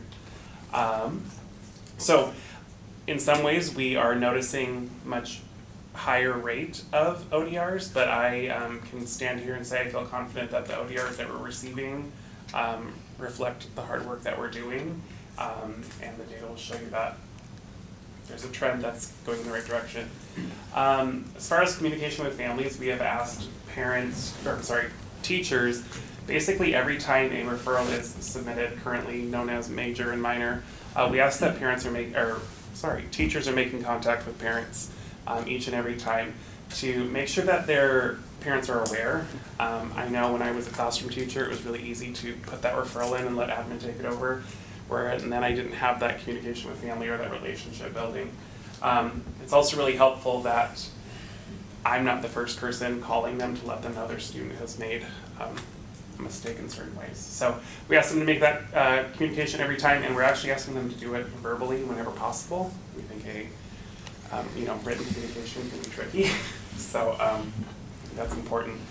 And then, kind of as Jessica was speaking to, we're really working on making sure our systems are clear, especially for staff, so that we're aligned and our data is consistent. I think kind of Kyle or Chris was mentioning, we were working on making sure that the data we have is good, authentic data. And then, it's kind of a fun one. So as we all know, substitutes tend to be the day that kids like to test the waters as much as possible. So we've just got really solid and still with the consequence. So if you would typically, let's say, get a recess reteach, you're probably going to get 2, or we might just look at straight of the after-school detention. So that seems to be working well. It's has to be implemented usually once, maybe twice, and we've been seeing good growth from that. Data sharing and transparency, we're trying to make sure staff is aware of what we're doing and just kind of aware of what we're tracking so that they know how we're guiding our decisions. Just the other day I sent out a little bit of a heartfelt, hey, I don't know about you, but I'm feeling March being a month. And just saying this is where we're at in the process with how many ODRs we've received so far. None of them have gone, overlooked, but I do need to do some triaging because kids are really in need of learning this month. March has been tough. Yes. And then lastly, we work really hard on making sure that the adults in our building are in the right place and doing the right things for kids. If we see a kid that is making the same mistake repeatedly, we know that's our opportunity to step in and figure out how the adults can support them. Some of the ways we've done that is we've implemented a Wednesday detention system for after school. We have a really cool recess reteach opportunity where if there's a specific skill that a kid is missing, we have one of our staff member talk about that specific skill and teach kids how to work through that for next time. And then we've worked really hard on making sure not only do we have an ISS opportunity, but one that is really meaningful, a very regimented day. So the kid is feeling the effects of maybe being bored, but also making sure that they're within our realm of teaching still. We don't want them to be at home and not getting what we can offer them. So yeah, Exactly. some exciting things we're doing. I think that the one thing too that we've been having a lot of conversations with families, reassuring we don't teach these behaviors at school, that we're having to give consequences for, that we definitely are seeing kids coming in with a need, exhibiting behaviors that are a little more, they're testing us, right? They're a little more extreme than maybe we've seen in the past. So we have to make sure we are adjusting and communicating with our families to say, hey, well, I'll put out some data and say, physical aggression is off the charts at Sand Hill. We need your help. What can you do to help us here at school to ensure that your kids aren't beating on each other? So I think that communication is key. So the next slide will show our data and the work that Tyler was talking about. We laid it down hard in the beginning. We set those expectations, and kids had to they had to fail to understand that their mistakes, we're going to help them through it, but there are consequences to that. And you can see how we have decreased the amount of ODRs at Sand Hill. March, again, has been tough. This is from a week ago or so. We were already meeting February. Yeah. We're doing some hard learning this month. Yeah, and we'll also, I want to follow this because I feel like we'll see an increase after any time we have a long break. And so the month following, we're going to see an increase in behaviors kids need to learn, and this is when they're going to make those mistakes and need to learn it. Any questions for us? Kind of speaking to your question about fourth grade. Oh, yeah. That might be ours. I'm really proud of the fourth graders we have. We have I don't know, how would you describe them? A bunch in need of a lot of skill. Yeah, they like to relearn things a lot. Yes, a lot. But one of the students I feel like rightfully having to suspend quite frequently, actually 2 or 3 of them, that's not happening anymore. Yeah, they're doing good work. We've kind of put those parameters in place where they think they know what's expected and what's not. But then also we've made sure we get the right supports and the right adults. A lot of wraparound services and communicating with our case managers and our teachers and our parents and all the people the stakeholders that have value and love those students' brains and hearts for sure. Yep. Do you think that this March is different than a different March? Well, to be honest, maybe a little bit, because February, we really went to school for maybe 7 days, 8 days. Yeah. And so they forgot, they lost their minds. So we're getting them back on track, and it's gonna work. One more thing that I also maybe correlate a little bit to fourth grade dip, because academically, I've seen that historically too, in fourth grade we do a dip. But they go from a class size of smaller to a class size of much larger, and I think there's an adjustment, and I think that that's something we could be looking at. You go from a class size of 21 to 28, and they're, pubescent and all those things, or prepubescent maybe. But anyway, yeah, I think that there's a lot of things that we could correlate to the fourth grade dip. And definitely a combination too. Spring's always rough, it seems. And it has sprung. Yeah. Yes. Thank you. Anything else? No? No, Okay, great job. awesome. Okay, Thank you. thanks. Hawkins Middle School. Robert Callahan, the principal. Kevin Patterson, the assistant principal. So we're constantly looking at our behavioral data and trying to make adjustments. And even over the summertime, doing things like developing our SEL curriculums for our advisory classes, introducing a new curriculum around digital citizenship in order to try to address some of the behaviors that related to our media and tech issues at the middle level, as those become something that really drives their attention. But seeing the data in September of seeing that we've spiked and we're even higher than last year a little bit at that time, made us kind of start thinking about changes we need to do this year in order to improve that. And then some of the things what we started in October and November, and then really kind of hit harder in December, and right when we come back after winter break, included the things that are listed here. And Chris mentioned a little bit about redefining that whole idea of minor versus major behaviors. That was kind of really how we looked at behaviors with our teachers, and with the discussions of minors are what you're doing within your class, and majors are what we're going to handle as administrators. behaviors, but there's a lot of bleeding over into that. And so we started looking at how do you level those type of behaviors into things like Chris described as classroom managed, low level, non-dangerous behaviors that are in the classroom that they are going to be taken care of and finding strategies in which to support the kids there.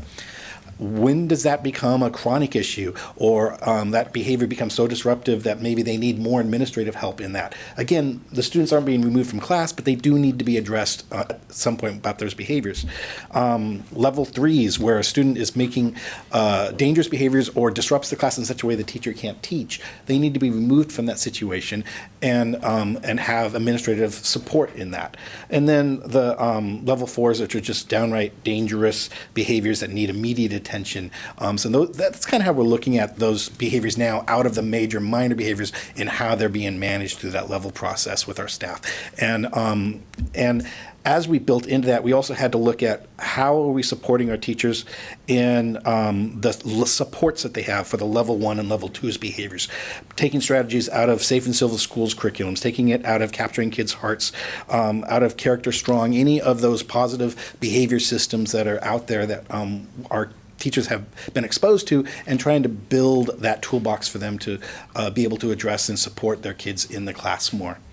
And then really kind of having that monthly teacher leadership group that's looking at those positive behaviors and how we reward students for great success. Looking at, as administrators, we do weekly student recognition in the school. The teachers do monthly recognition with a much larger group and come to celebrate that at the, we're celebrating that this week, aren't we?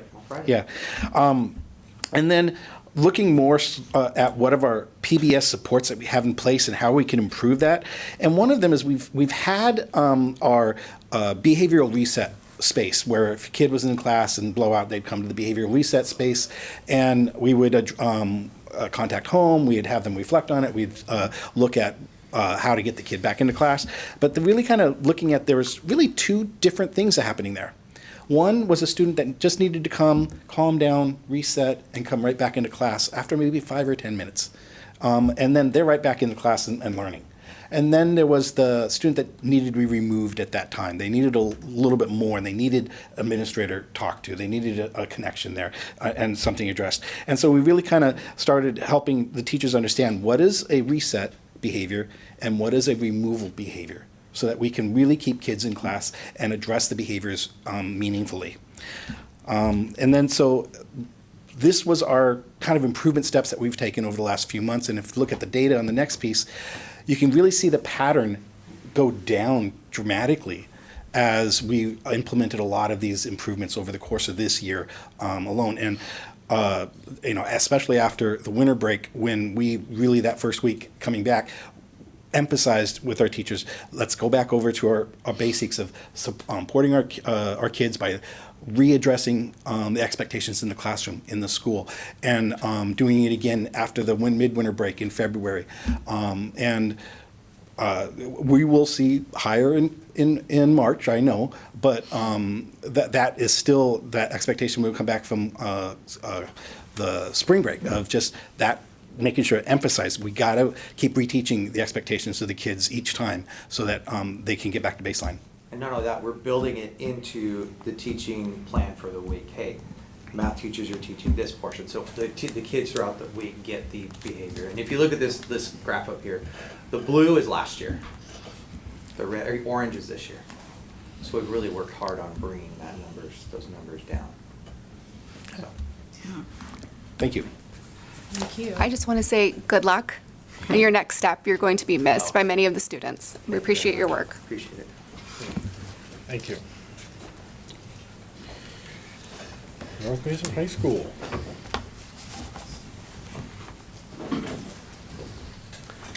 Good evening, Board. Chad Collins, Principal of North Mason High School, and Steve Hackett, Assistant Principal. Steve oversees our discipline program at the high school, and our ultimate goal with it is to change behavior. And Steve's going to walk you through some of our data. Yeah.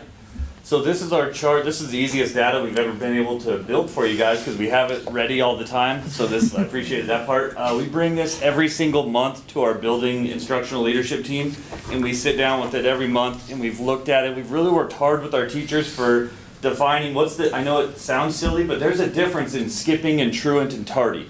And we want to get those labeled 100% accurate so the data that's there is legit and we can figure out the problem and then work to fix it. So we worked really hard at identifying what those are. And then we bring it every single month to build. And we say, all right, hey, let's go over this. What are we seeing spikes in? Why are we having this issue or that issue? And then we're able to dive into it more. I mean, you'll see there, so we take it to build, we collaborate to try to find solutions, and then we dive into who are these students that we're maybe having some issues with and why is it reoccurring?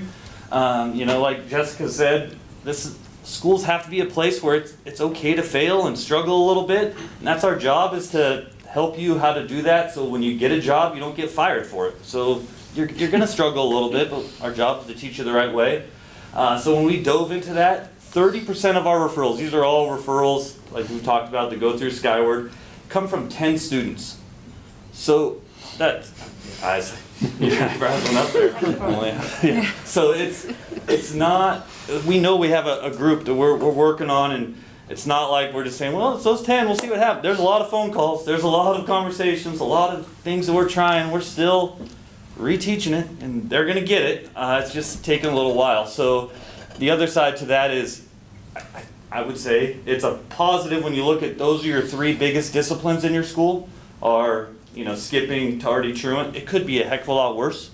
So we know we got to get them into class. Once they're there, our teachers do a great job, and we know they're going to be successful once we can get them to stay in that seat the whole time, not something else. So then the second part is also what we bring. So we bring the overall, here's all the referrals we have this month, let's talk about it. Then we dive into who are these students, what's going on. Every month we look at this. I think the grade is a little misleading because it says 10th grade has the most. Our 10th grade class is huge. So if you were to look at it by how many students are in the class, freshmen would take that lead. But our sophomore class is just so much bigger. So this shows, just like how we talked about freshman success with the academic part. You got to work really hard when we first get them, freshmen and sophomores. And it sounds like 4th grade. Hey, let's get this going, and they catch on. You see it go down by the time they're juniors and seniors. They've got it figured out. But it's still important for our staff and us to break down every month who are these students and really dive into the whole picture of what it is, not just, hey, I got a lot of referrals, what are we going to do about it? We actually take the time and data dive in and talk about what some solutions are. So that's what we look at every month. Yeah, Arla. Yeah, could you define truant versus tardy versus skipping? Yeah, so tardy is if they show up 10 minutes, so 1 second to 10 minutes late. And then we'll say truant would be 10 minutes and 1 second to the end of class. And then skipping is they just did not attend the class at all. And so that one is, I have you first period, but I didn't see you at all, but I see you the rest of the day, or I saw you in passing time. So skipping would just, they don't attend at all. And that's some things we worked on really diving in to be able to define those, because sometimes we were labeling it as skipping when it was truant, so we can figure it out and get a solution for it. Sorry, what would you, how would you define the defiance portion? How is that defined? So there's a list of actions. That's the in-class. It can go, there's a big range, right? It's not just one thing. Defiance could be, hey, can you please put your phone away? And then no, and then it comes out again, okay, you're not following directions. Or, anytime that you're defiant to a teacher in class, that's when that would go in.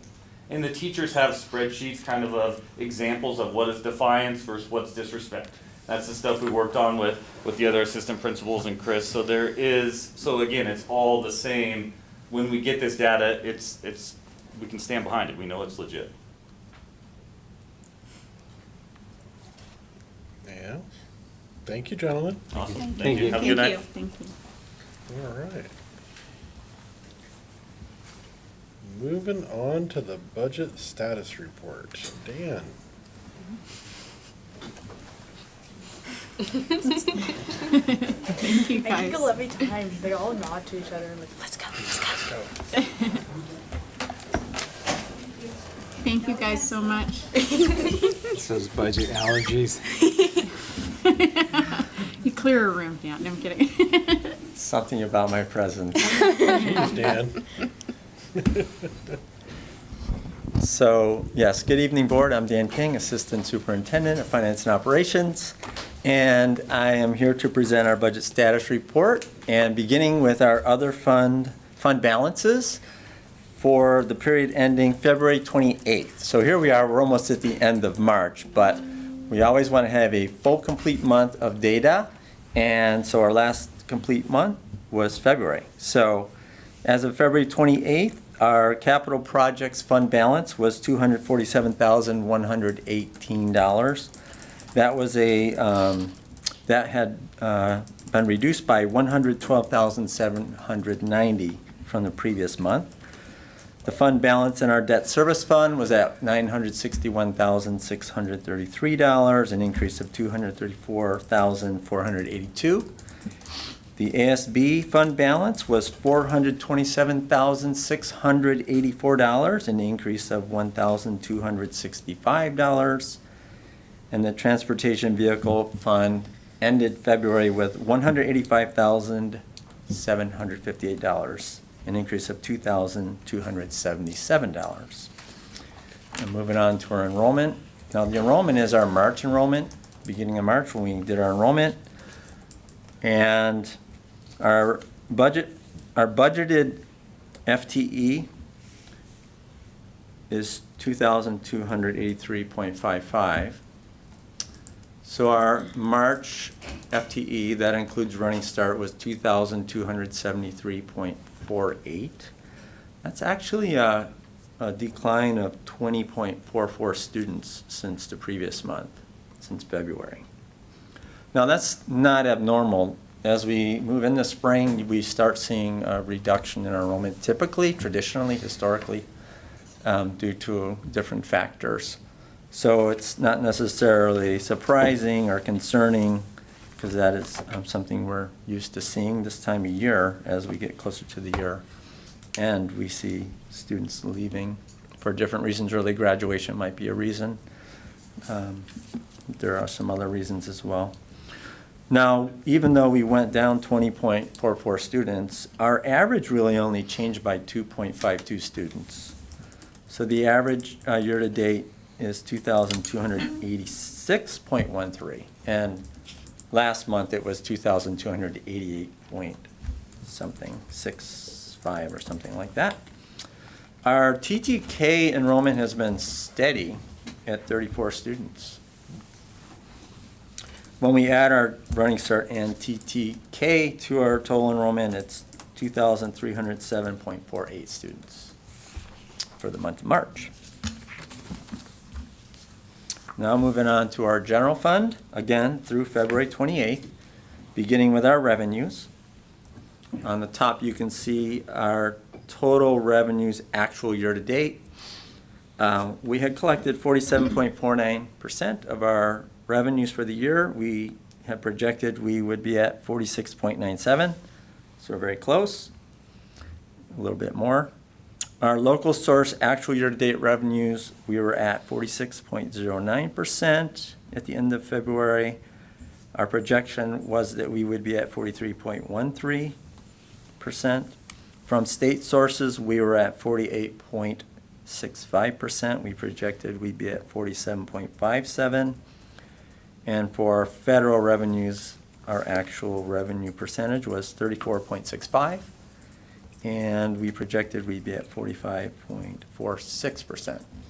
So by and large, our revenues are tracking pretty close to what we had projected and budgeted for this point in the year. Our apportionment through February totaled, and that's September 1 through February 28th, $12,168,742. Special purpose unassigned, $5,108,438. And our property taxes through February amounted to $1,723,920. So just giving you the top three there, you can see the other ones. And let's look at the big picture for our revenues collected. So this shows in that large bar on the left, I believe it's blue. We budgeted for the year $44,006,687 in revenues for the general fund. Through February, we had our year-to-date revenues, 20,906,814 on the bottom there. And then in the middle there, it shows the projected. We projected we would be at 20,675,528. So we actually have collected 231,286 more than we projected for this point in the year. This next slide just gives you a glance, kind of going back to 21-22 school year, 2021-22, to this year. So you can just see the increases in revenues in local. Well, local staying pretty flat. That's our levy. It's pretty steady. Our state and federal. Now the state, we would expect an increase as things like IPD and increases in our allocations through our apportionment increase. I wouldn't say necessarily increase proportionate to our rising expenditures and costs, but we still do get increases every year. Our federal revenues, we're showing that we have less because during the pandemic period we had ESSER funds, and those we used those up last year. The small amount we had remaining we used up last year, so we don't have ESSER funds this year. And let's go on to the next slide. Moving on to our expenditure summary. Now actually there's a little bit of good news here. Our projected year-end balance of percentage of budgeted expenditures is up since last month. It's at 4.11%, 4.11. Last month it was at 2.56, so there's an increase of 1.55%. So we're heading in the right direction. Although this is a moving target, we might see some changes before we actually, everything settles down by the end of the year. Because our apportionment percentage does fluctuate as we go through the year. So, but we've been making some changes and adjustments to try to move the dial in the right direction, and we're starting to see some progress there. Our total expenditure actual year to date through February was at 49.65%. Our projected year-to-date expenditures were 49.62% through February, so really close. For salaries and benefits, our expenditures actual were at 48.02%, and we had projected we'd be at 48.93%. So our salaries and benefits are a little lower than we had projected, again, due to some of the adjustments we've made. And then our basic ed actual 48.8%, and we had projected we'd be at 49.88%. The top three expenditures through February include basic ed at $10,001,057, district-wide support at $3,570,030, and special education supplemental state at $2,698,771. Move on to the next slide. This just gives the big picture for our expenditures. We budgeted $44,524,338. Through February, we had spent $22,107,332. We projected we would be at $22,094,442. So we're really close in what we budgeted, where we currently are, to what we budgeted. The difference there is just $12,890. Expenditures by object. Just kind of give you a glance at this so we can speed this up and move this along so I don't go too long. But you can see, again, costs for the district by, over the years since 2021-22, the bars on the left, to our current year. The changes in our salaries for certificated and classified. Our benefits are lumped together for both certificated and classified, supply costs, and purchase services. And let's go on to the next slide. This is basically our expenditures so far this year. This is just this year, our projected versus our current. So you can kind of see how we're spending a little less on certificated salaries, and a little less on classified salaries.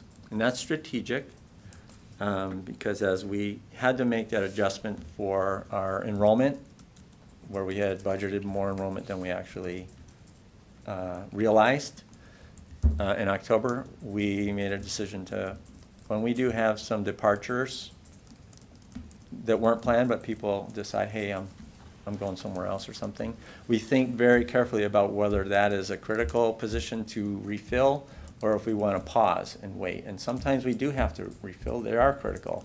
But in some situations, we can pause and readjust things and shift things to try to cut costs. And so we're seeing some of that here. The purchase services, we had some unexpected contractual services, contractual supports that were higher than we anticipated. So we're trying to make up for that in other ways, for example, cutting our supply costs. The next slide gives a summary of our special education. Just at the bottom row there, the totals, you can see our revenues. And this might not exactly match the other slide because this is factoring in just specifically program 21 and 24 here. 2.4 million, our expenditures at 2.8, and then the difference between the two, the difference between our expenditures and revenues, $420,949. And then moving on to the fund balance. Now there's a little bit of good news here as well. So if you look at February, and it's in the table below as well, the February month-end fund balance was $1,204,420. But if you look back at January, it was $595,584. So we're moving in the right direction here.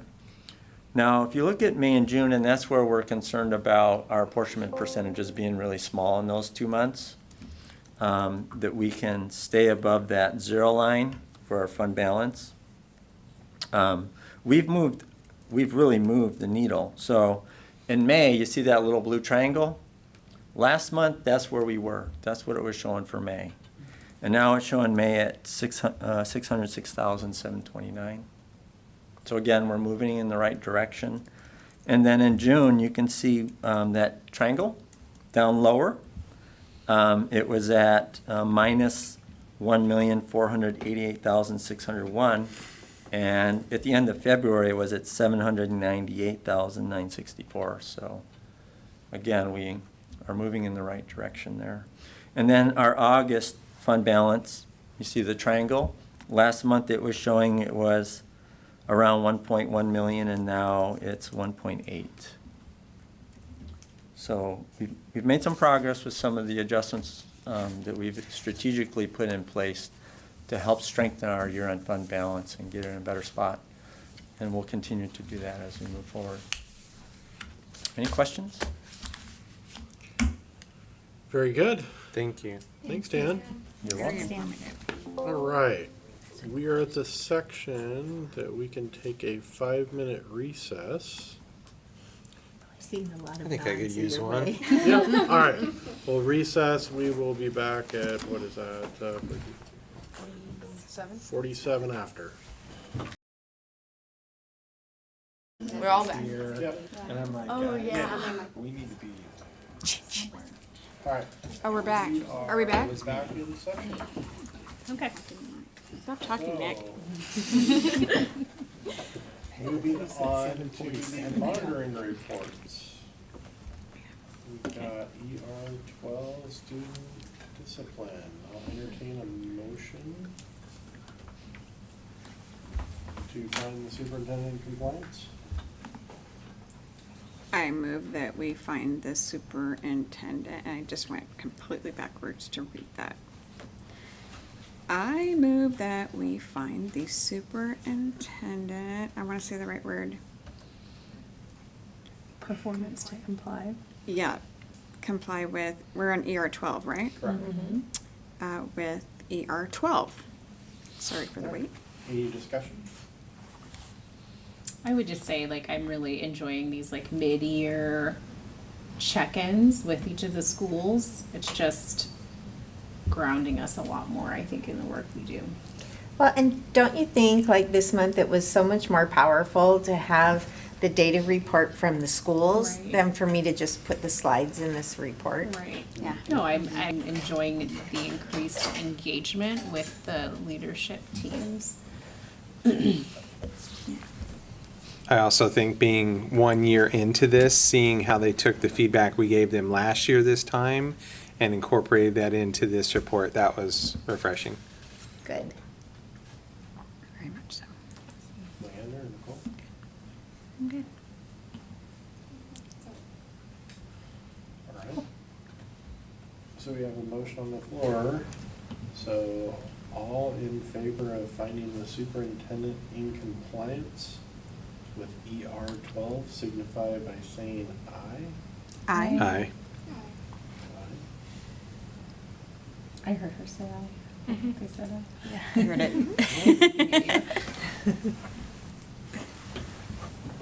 Any opposed? Hearing none, we'll find the superintendent in compliance of ER 12.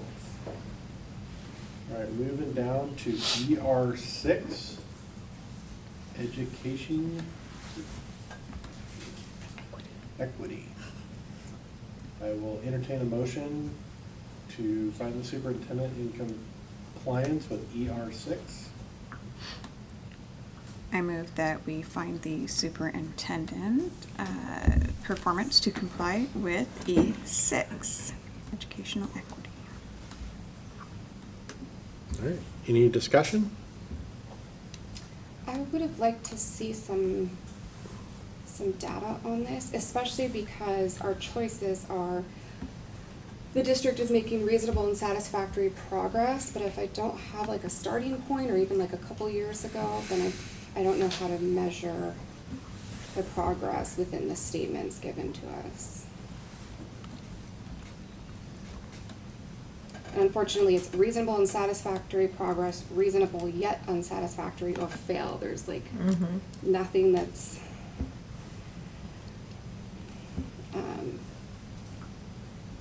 and I think, again, perhaps against the backdrop of we just got some incredible discipline data. Mm-hmm. I'm finding it difficult to measure the work and the educational equity. Okay, and I hear you. I think in reviewing this with the leadership team, what we were thinking specific to that is the work that we have done throughout the year to share the data academically and behavior data, show and talk each time about where we are with specific subgroups and how we are working to improve in that area. That was reflected in the meetings throughout the year, and so we didn't include specific charts in here, but I hear what you're saying, and we could make that improvement in the future. Any other discussion? I think that like the monitoring report is kind of, it is a kind of a wrap up of what we've kind of seen, but I mean, I'm not saying anything against putting something in there like data or tables or charts. Yeah. But yeah. So let's, so why don't we do this? Why don't we do this in 2 sections? Because we do have 2 sections, yeah. Right, because we do have 2 sections. So let's go through and all in favor of interpreting the policy, right? The superintendent has reasonably interpreted the provisions of the end policy. So do I have to entertain a motion for that separately, or we're? That we're finding her Yeah, satisfactory. because you did it over, Okay, the alright. motion was for overall. Overall, right, okay. Oh, I see what you're doing.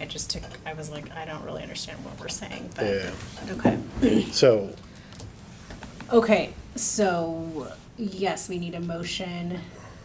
You have one. So I think I understand. we have a motion. We don't- We have a motion to do. You already that. have a We do. motion? You already have a Okay. motion. Yeah, so, Even if we're splitting it now, that the interpretation. Well, you have to vote on the motion. Oh. Okay. Yeah. So And then if let's, you need to have a different motion, you can do that, but you have to vote on this. The motion that's on the floor, yeah. Right. so let's do this. So Leanna did make the motion, so we just I need did to make the vote. motion, Yeah. and think we do I'm need to still vote. there. I'm still with it. Okay. So we have a motion to find the superintendent in compliance of E6. Yeah. All in favor of finding the superintendent in compliance of E6, signify by saying aye, and then we can kind of go the opposite, I think, right? I think so.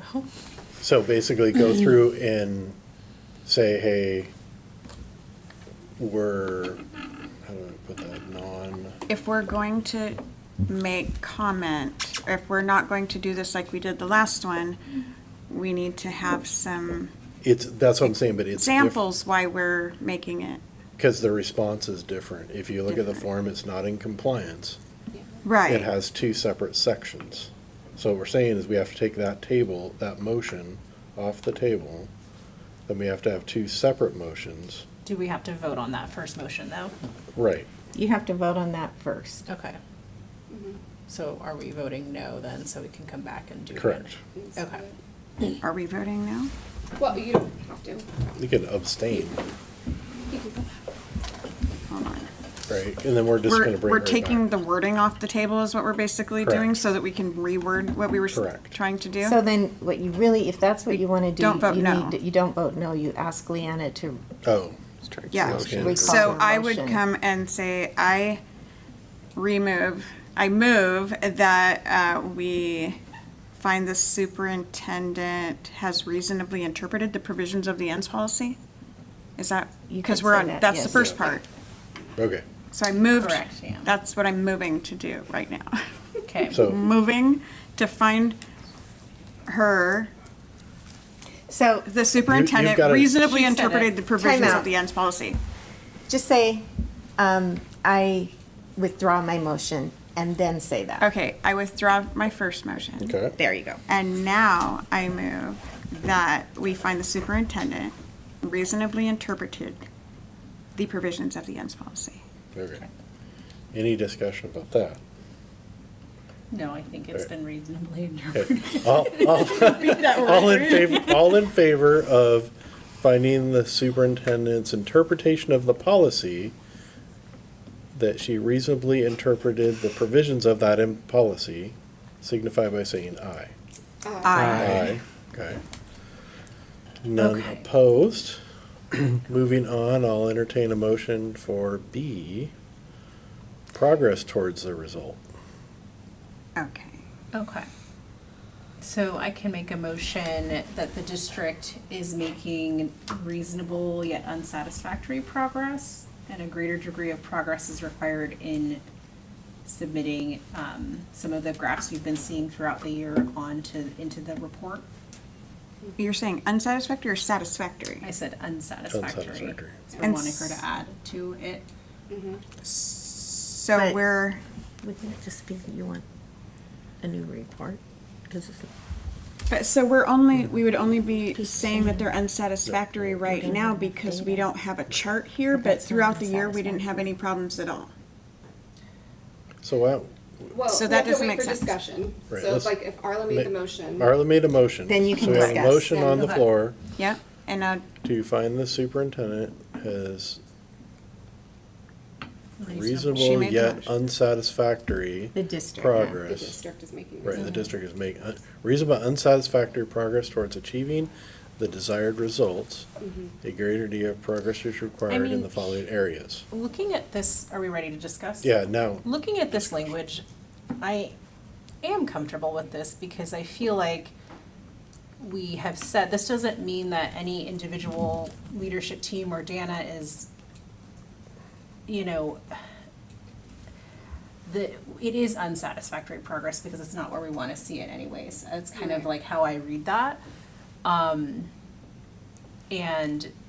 there is that impetus there for a greater degree of progress required in, you know, the areas that we've already been sharing. So, do we have some examples that we've brought up in the past to add to this, to make it, did Right. we give them a chance to write their unsatisfactory during the year? So we're calling out at the end of this right now to say they're unsatisfactory, but we didn't give them a chance to fix it before. So is that on I see. them? I get what you're saying. Yeah. And I feel like they are aware, like just in hearing them tonight talk about, you know, males versus females, right? Okay, and then we're doing the work we need to do to close some of those gaps. They're seeing that those disparities, and I feel like they are working on that, and it's a continuous process. But that's how I'm interpreting this. And I view this as like, it's like an incomplete, right. right? It's not like you failed, it's more of, we would like to see more data as we move forward, right, in this area. That's all we're really saying here. It's, And, yeah, and I appreciate, Leanna, you reminding us about the pieces that we've seen throughout the year. I guess what I'm looking at is these monitoring reports are signed by the superintendent and the board president. This is what's like formally submitted. So it doesn't get submitted with all the presentations that have happened throughout the past year. This is it. And so anybody who came in later and looked at this report, they don't have all that other information that was in a presentation. Yeah, like they could glean those bits and pieces from the presentation and just put them in there, but this is what's going to be left as like a historical note on how the district did. Like if someone was searching, okay, educational equity, oh, okay, like here's what happened this last year. It is like an incomplete picture because we've heard a lot more about it than what is in this report. I guess to me in my mind, that when we talk about a district making reasonable yet unsatisfactory progress, and then we talk about there were like just the one incident where boys and girls and the boys are more, and that, are they not making, is it unsatisfactory because the boys are still higher, or is it unsatisfactory because they're not working towards it or doing the right thing? What, and are they doing the right thing? It's just, this is how it is right now, you know, and maybe there's other factors in that. So I'm a little, I feel a little bit off kilter when I say unsatisfactory. I want to make sure that I'm completely thorough with that unsatisfactory. That I don't feel like the district is necessarily being unsatisfactory just because they don't have those results. Yes, we want to see more in this at the end, but I don't know if that makes it, to me, unsatisfactory because that part isn't here for people to see at the end. I think through the year that they keep adding and taking away and changing and putting, and we're watching them do all this work and we're like, wow, you guys are doing such a good job. But then we got to here and now we want to say that they're unsatisfactory. I feel like, did I mess up somewhere because I told them they were doing a good job, and then now I'm going to tell you you're unsatisfactory? That's where I'm at.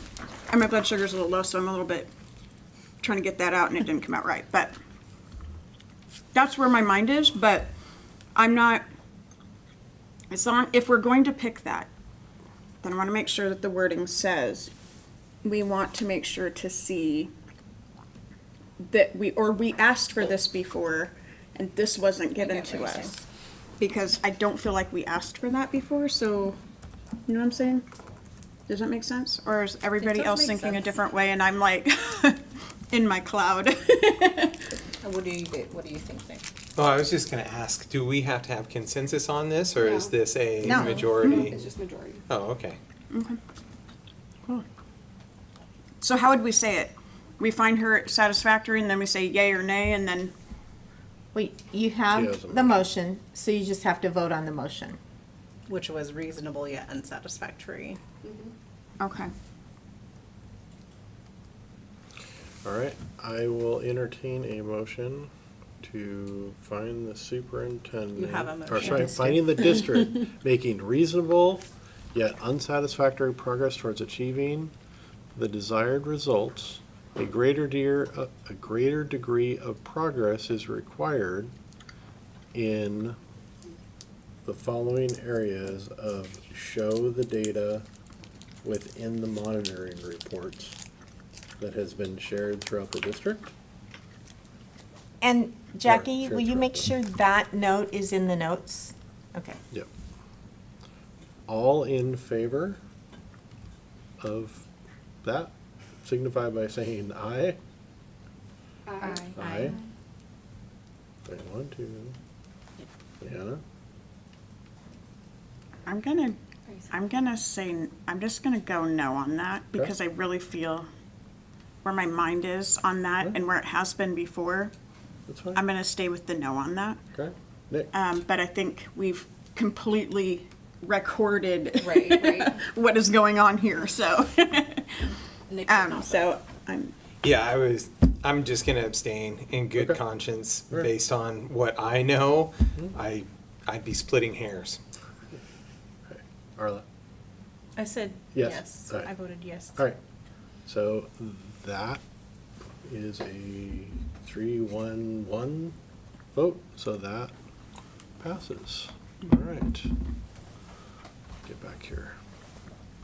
All right.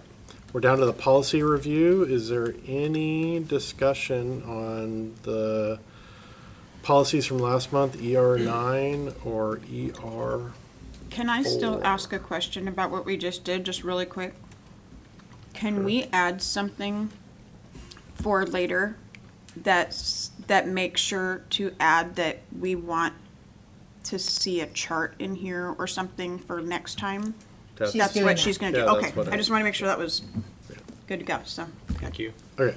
Sorry. Is there any discussion on ER9 or ER4 of either of those two policies? No, not for me. Nope. Okay. Moving on to the adjournment. Jackie, do we have any other public comments back there? Okay. All right, moving on to the good of the order. Let's start over here, Dana, with you first. Wow. Gosh, well, I unfortunately missed the talent show on Friday night, but I heard that there were some very interesting acts, and that's really very cool. I've been really involved with legislative stuff and continue to be so I'm looking forward to a summary of both budgets that were released today when I get my emails in the morning, so I can share that information with the board and with my colleagues who also work on this. We have a lot of concerns about the state budget for next year and how that will impact schools. Hopefully some positive information. There was a new bill that dropped this afternoon that we had expected to see earlier to provide some funding level that we need for finishing this year for the TT transition to kindergarten program. So that's a positive, but you know, it's been a really interesting session. That all of the organizations, from bargaining units to leadership, you know, administrative units, have worked together in trying to get appropriate levels of funding from our state legislature, and it's really exciting and powerful to see how when everybody works together. We have a group in our ESD where we meet a number of times a year with the superintendents and then the local WEA group presidents and called Common Threads. And we recently worked together in that group to write a letter to our legislators about funding needs for schools in the state. And I think that's a really powerful thing when we can come together on that. So it's exciting. Nicole? Yeah. I'm always trying to go last. All right, sorry, I have a lot, so I'm gonna try to go through them quickly. I wanted to thank the Hawkins Middle School Choir Club. That was amazing. The national anthem is not an easy song to sing, and you all did beautifully. Thank you also to the staff members that create that space for their students to be able to express themselves safely. I wanted to thank the staff, the students, and the community members who showed up to support our girls' basketball team. Like, it brought tears to my eyes. That was absolutely amazing. They did great. They represented our community wonderfully, and so thank you, everyone, for that. Also wanted to thank the staff and community members for their involvement at our community conversation. Looking forward to gathering more input from community members and students on a cell phone policy that we are required to tweak. And it was great to watch the high school's fast pitch team win against Shelton last week. And it was also, thank you, Eric. And it was also great to see our boys baseball players, some of them show up to support the girls. Thank you to Jessica at the Boys and Girls Club for chatting with me last week. I went to visit them again, and I want to encourage my fellow board members to go check them out. They offer so many resources to our students. They fill in so many gaps for our students. They are doing incredible things there.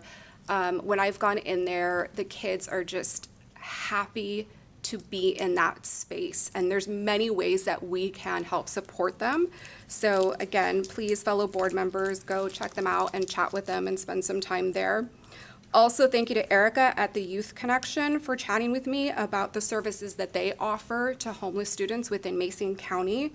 I stopped by their Shelton office, but they have one here in Belfair. And a lot of their work right now is helping students transition. I worked in a boys group home in the Midwest. It was 13 to 17-year-olds, because once you turn 18, that's it.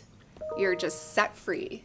And without support systems for a lot of these youth when they turn 18, a lot of them are going to end up in bad situations. And so please check out the Youth Connection in Shelton or in Belfair and help them support our kids and our community members.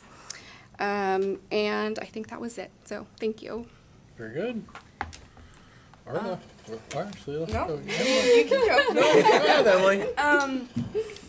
I don't know. I'm on my college journey, and so I've been enrolled in my EWU. I was accepted because of the plans that we have with our school. I have already signed up for my orientation day, and I have my day set for my move-in and everything. And I'm just excited to graduate and then start the new chapter of my life. Thank you. Hooray. Trying to think. Boys basketball had their banquet tonight, so that's pretty cool. We ended the season off on a pretty good note. Let's see. Track won against Shelton for the first time in, I think, 15 years. Wow. So that was really fun at the Jamboree. We called it the Triangular, though, so that was fun. Let's see. And we have a lot of home meets, so if any of you guys want to come to our home meets, we need volunteers, and it's also just really fun watching track. We definitely have a very good energy on the track team. It's always very fun to come out and watch. So yeah, I think we have 3 more home meets, and then we have a meet on Wednesday. Very good. At Ole, if anyone wants to come see that, because that'll be fun too. There you go. And that's all. All right. Leanna. Very cool. Okay, well, as far as the Boys and Girls Club, we've been part of that off and on through the years, and they are wonderful. They not only, and it's not always a happy time, sometimes, but the kids have a safe space to go, and parents aren't allowed in a certain room, so it's pretty cool that they have their alone time, and it's kind of like their adult time. It's kind of like get away from and just be them, and they can talk to people, so I think that's pretty cool. I've been watching our legislators with bills and amendments and both sides and this side and that and whatever they're doing. You can see Dan up there just like, he's not even getting the words out anymore. And they're doing really amazing things. And then I work exclusively with a private pantry, a food pantry. In our local community, we have about 45 families that we work with, but here in our local community, our food bank is going to need some beefing up and some help. The state has changed some funding for emergency services for food funding for those type of places. And our pantry here in town is supported a little bit differently. And if people are watching, the pantry is not just for people that can't afford, because sometimes they have, they have a lot of food that goes out that people don't eat or can't eat, like produce and breads that go out and they end up in the garbage because nobody came in, like boxes and boxes of potatoes and whatever. So if you're just thinking about it and you're like, you know what, I might need a little something or whatever, it's not about not having, being rich or poor or whatever, but stopping by if you think you need it or you think you could use it. They have stuff there that can go out. But our food banks are the ones that are funded differently and by the state, and that's the one that we're gonna. Sorry, my blood sugar dumped right when it came this way.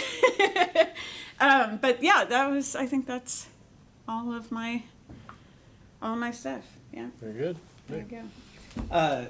Whether it be like class visits, reading time, or Pee Wee sports, or just in the community, I always try to practice my Spanish anytime I can. Nice. But one of the things I've run into lately is I had 3 little buddies that, as I was just kind of chit-chatting with them, just saw that their demeanor had changed. And one of them shared with me that, his dad just didn't come home one day, and it was because of a certain situation. The other boy was super sad, and I'm like, what's going on? And he's like, talked to me about his primos and how his cousins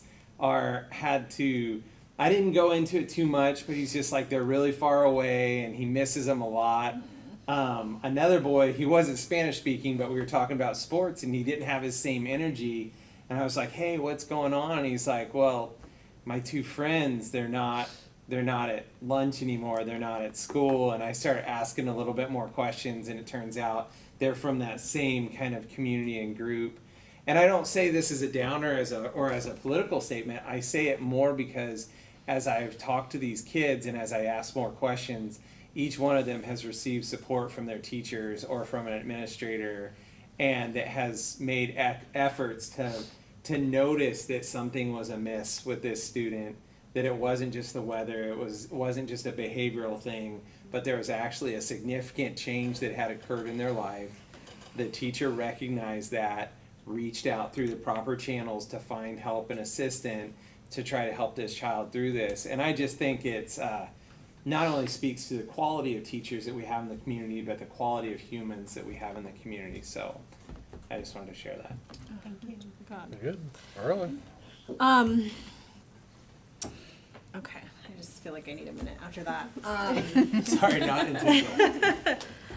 Okay, I'll start with last weekend. I was a judge for the Mason County Forest Festival Royalty Court, which is so fun. And you have high school teens competing in this scholarship pageant, and then they get to represent Mason County at the Forest Festival parade and throughout the state. And our North Mason senior Grant Galbraith, I think that's how you say his name. He's our Paul Bunyan of the year. So he was selected and he did a great job. And I just would love to see more North Mason kids apply for that, because it's just a fun time and it's really bonding for that group that then bonds together for a whole year of kind of representing Mason County throughout the state. And I've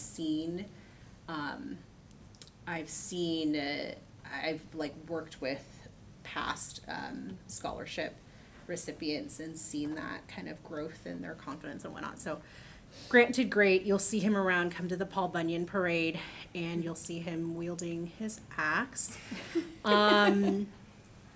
I went to Olympia for a day on the Hill with other legislative reps from our neighboring school districts, and it always feels good, because I think, we're all mired down in what we read and are hearing about in the news and out in the community. And no matter what side you're on, I don't know, it's really refreshing to be in Olympia and to see the passion that individuals have, if that makes sense. So met with Drew McEwen and a few other legislators, and it was a good day. I think one of the focus was really on MSOC funding and, hammering home that message of, I think it had passed in the House, it had passed in the Senate at that time, and we were at that time trying to, convince legislators in the House to retain some of the language that was in the Senate version. And then also they were, advocating for putting in the capital budget funding for Part 2 of West Sound Tech's expansion. West Sound Tech Skill Center, yeah. Because Part 1 was funded, and at the time they said, oh yeah, we'll just put Part 2 later on down the road, and it wasn't in the initial thing, so that had a lot of our neighboring districts worried. I also attended the cell phone policy. I thought that was really illuminating for me to hear from especially a lot of teachers about what's going on in the schools and how kids are using cell phones these days. And I really was surprised to hear some of that stuff. So I'm glad that we're moving forward on just continuing that conversation. I saw some photos from Night to Shine, which some of our special needs students attended in Bremerton. It's a formal dance, kind of like a prom, that is part of, it's the Tim Tebow Foundation, and it's like a national event. And it looked like they had a lot of fun, and Garrett was there, and Amber was there, and some of our other staff, and looked like they had a good time dancing with the kids, so.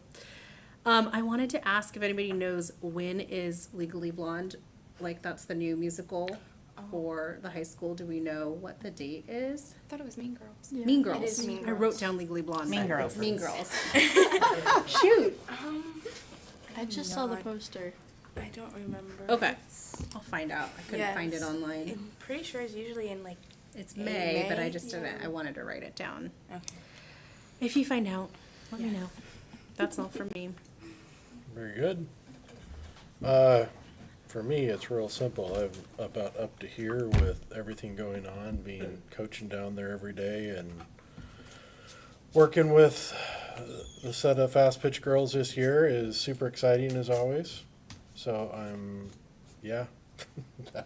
that's about what I've been doing. So, anyways, I really appreciate everybody's, conversations that we continue through a lot of this, especially through the levy, and all the inputs that we're giving and all the work, hard work that the district office is putting into that right now.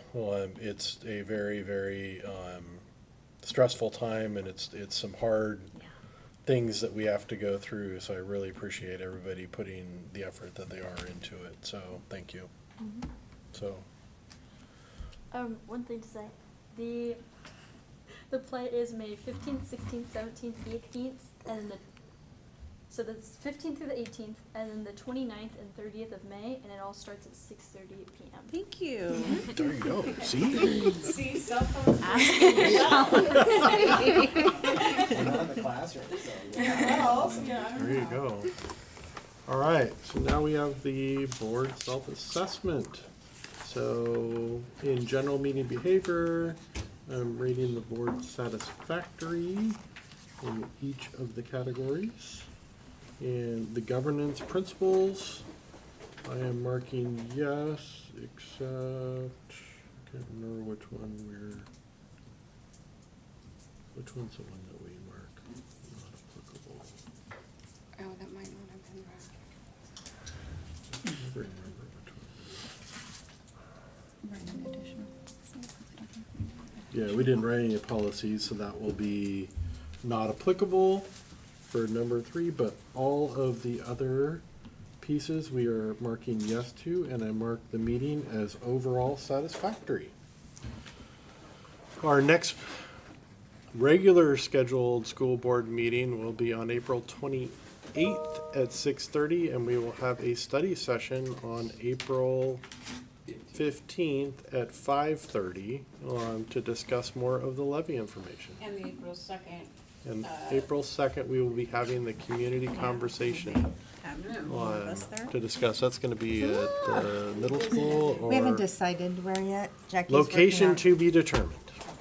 All right. Thank you, guys. With that said, meeting is adjourned. I need a